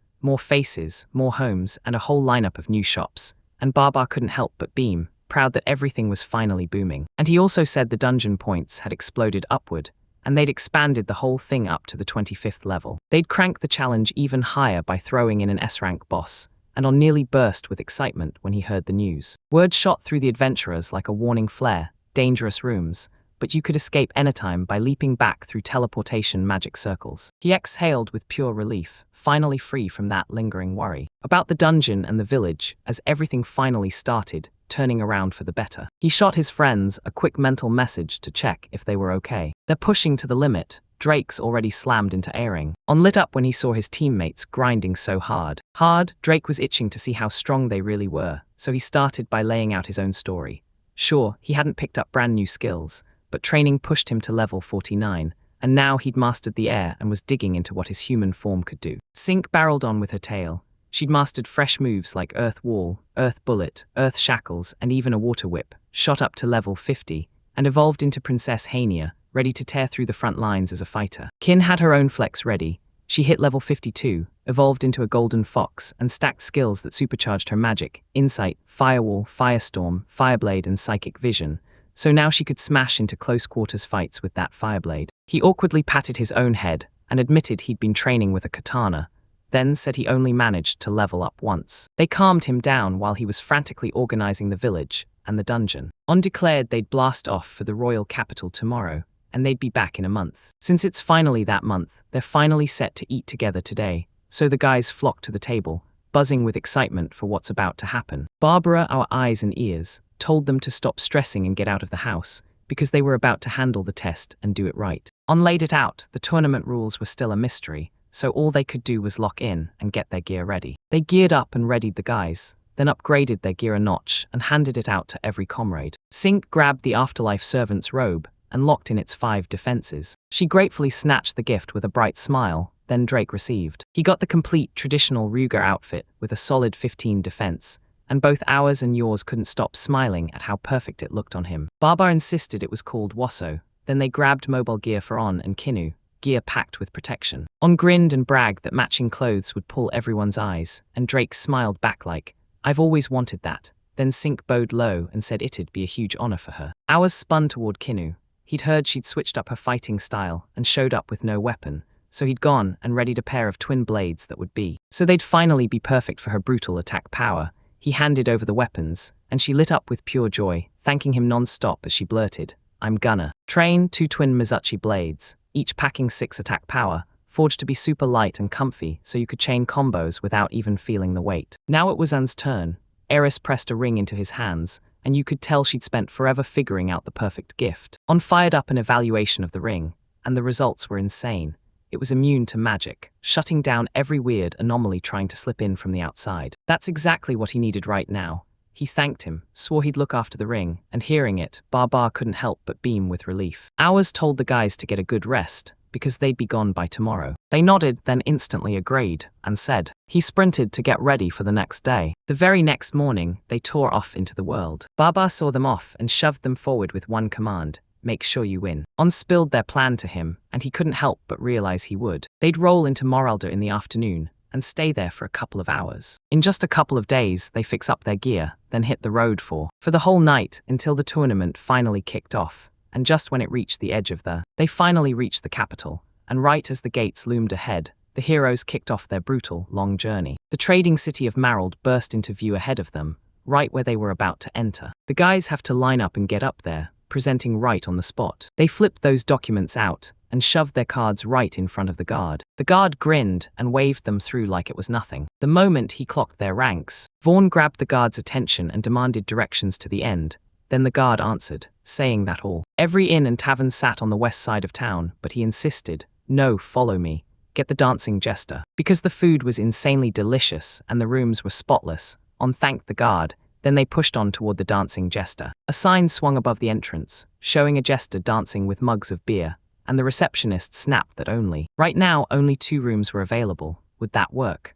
John got the info and said they'd be split by gender. Asking for their dinner to be included, the staff member shot back that their food was renowned all across the city. Sink and Kina absolutely loved how this worked out, because now they could finally talk to their hearts' content. All alone with Drake, he leaned in and asked, "Tell me, how do I become that?" He pushed himself day after day, climbed to level 50, but as a dragon man, no matter how hard he grinded, he couldn't evolve. He had no clue how to get stronger, so he asked for advice. MC told him it was his fighting style, because he'd been flying around non-stop late into the night. Lately, Drake couldn't shake the feeling that he was just dead weight on the team, because Kinusama's magic was on a whole other level. His older sister, Sink, could rile anyone up with a single look, and his brother An was a flawless attacker, so An stepped in, shut him down, and read every one of his thoughts. Drake was locked in, thinking about the team ballots, and MC told him straight up that he's insanely good at attacking. Sink taunts them into rushing her way, so I stand up and fall in line. He clocked that Drake was deadly at both magic and defense,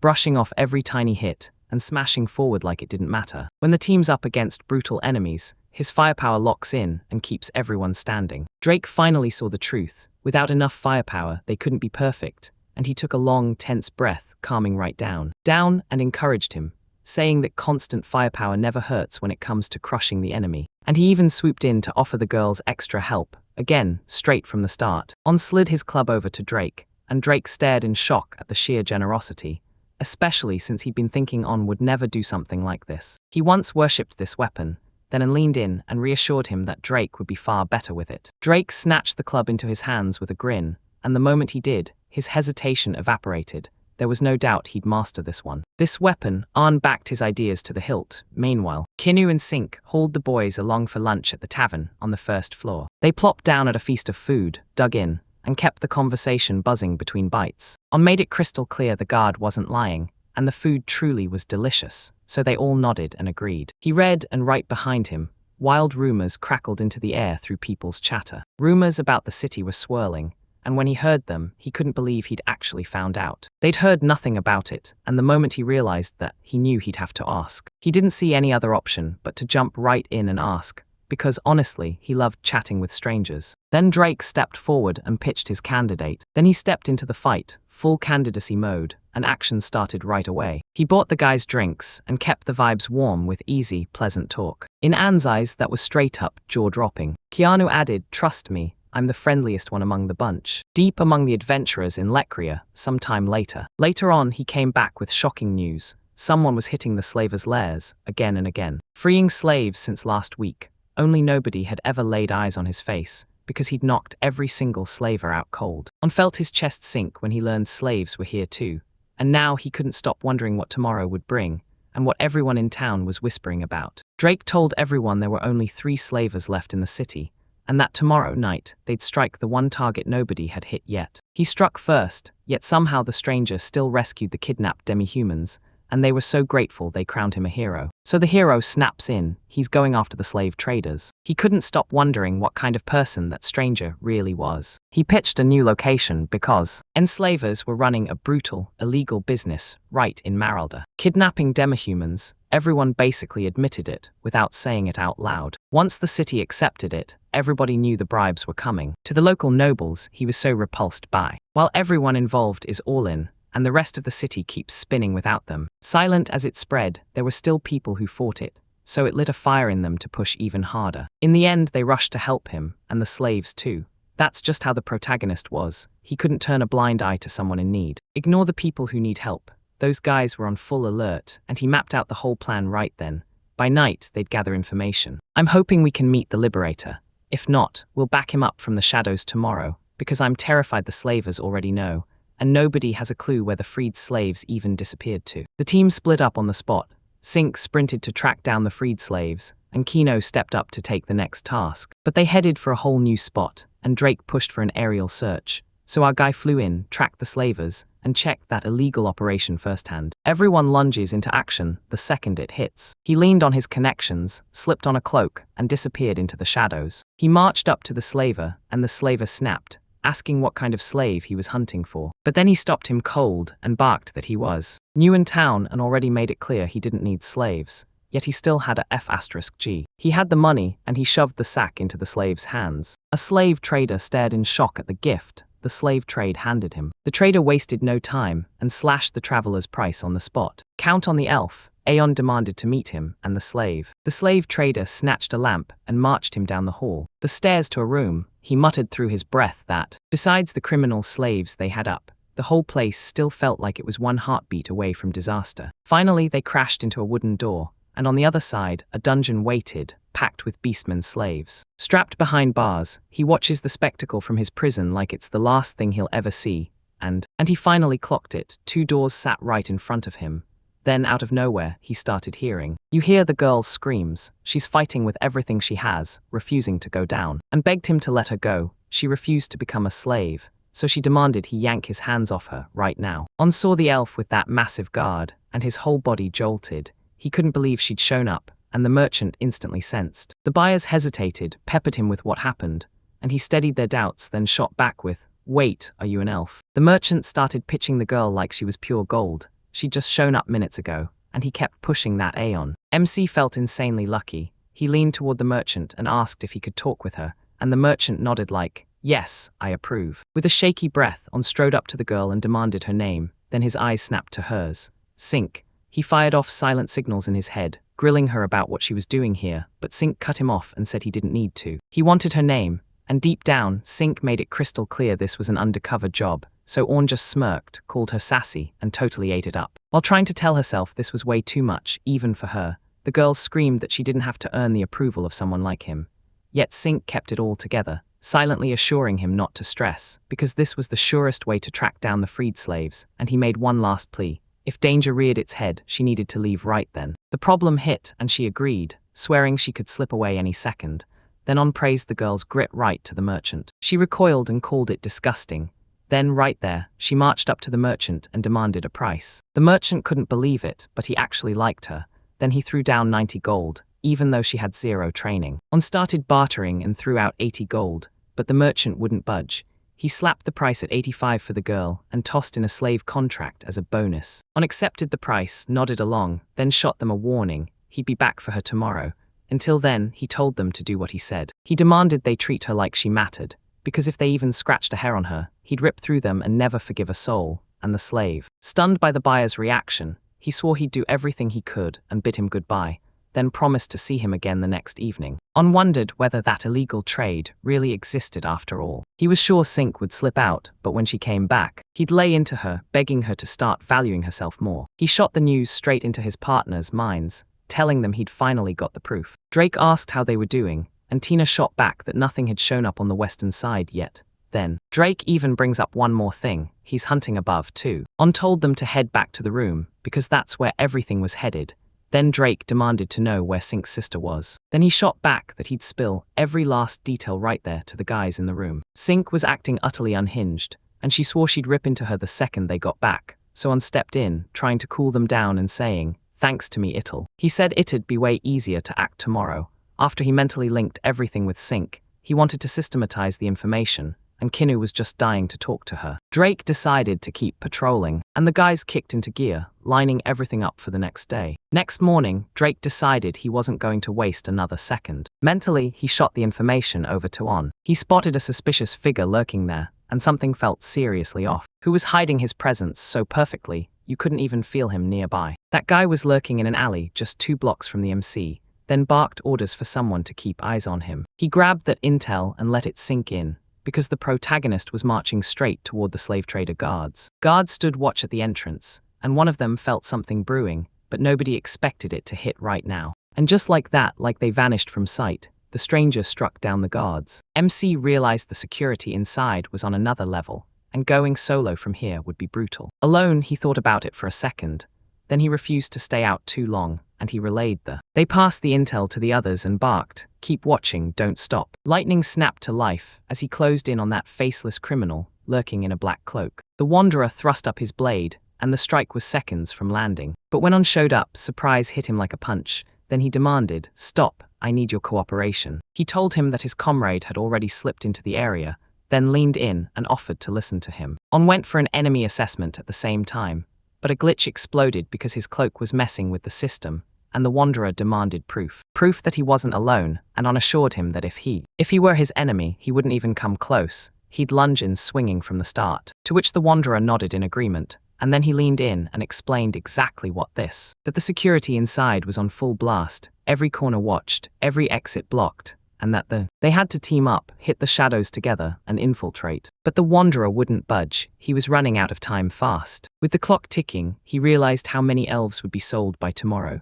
So he asked about the plan, then laid out the whole scenario that was about to happen. First, he bursts in and swings open the door to the cells.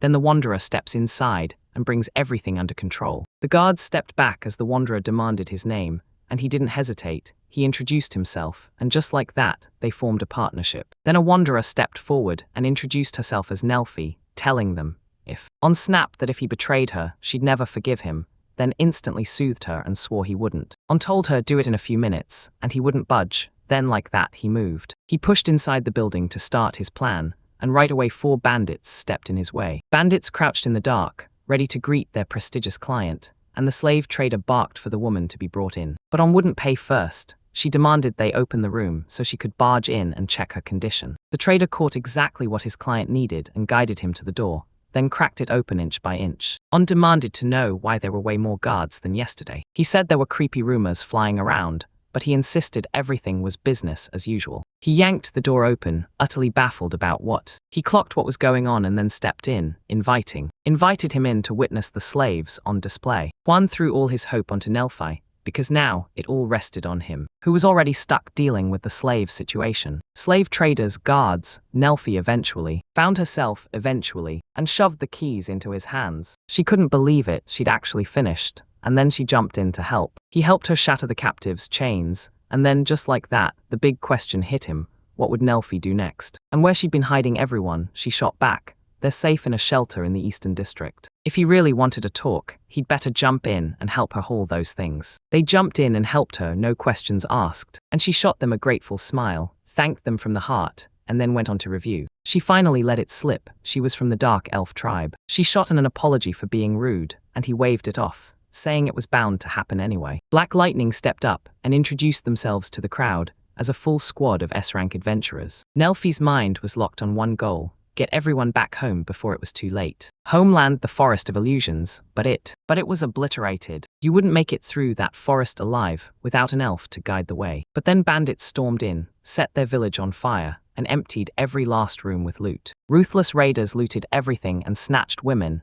and children as captives. Nelfi was like, no, when On asked if they knew the perpetrator. By the time she finally came back from her mission, her village was already ash and ruins. Her mission, then she caught word from the kidnapped men that, among the leaders stood a red-haired man, who swung a flaming sword, and her name was Bride. Drake instantly clocked the man from the description, because he'd attacked him, and when the guy asked if it was true, Drake knew exactly what he meant. Nelfi shot a quick nod and Sink said, "When slave traders dragged me away, I heard a kid whisper my name in the chaos." On tried to make them see his point, insisting that the bandit had struck Drake first. And they were probably the same person. Because right now, the only mission was getting everyone out safely, and we'd figure the rest out later.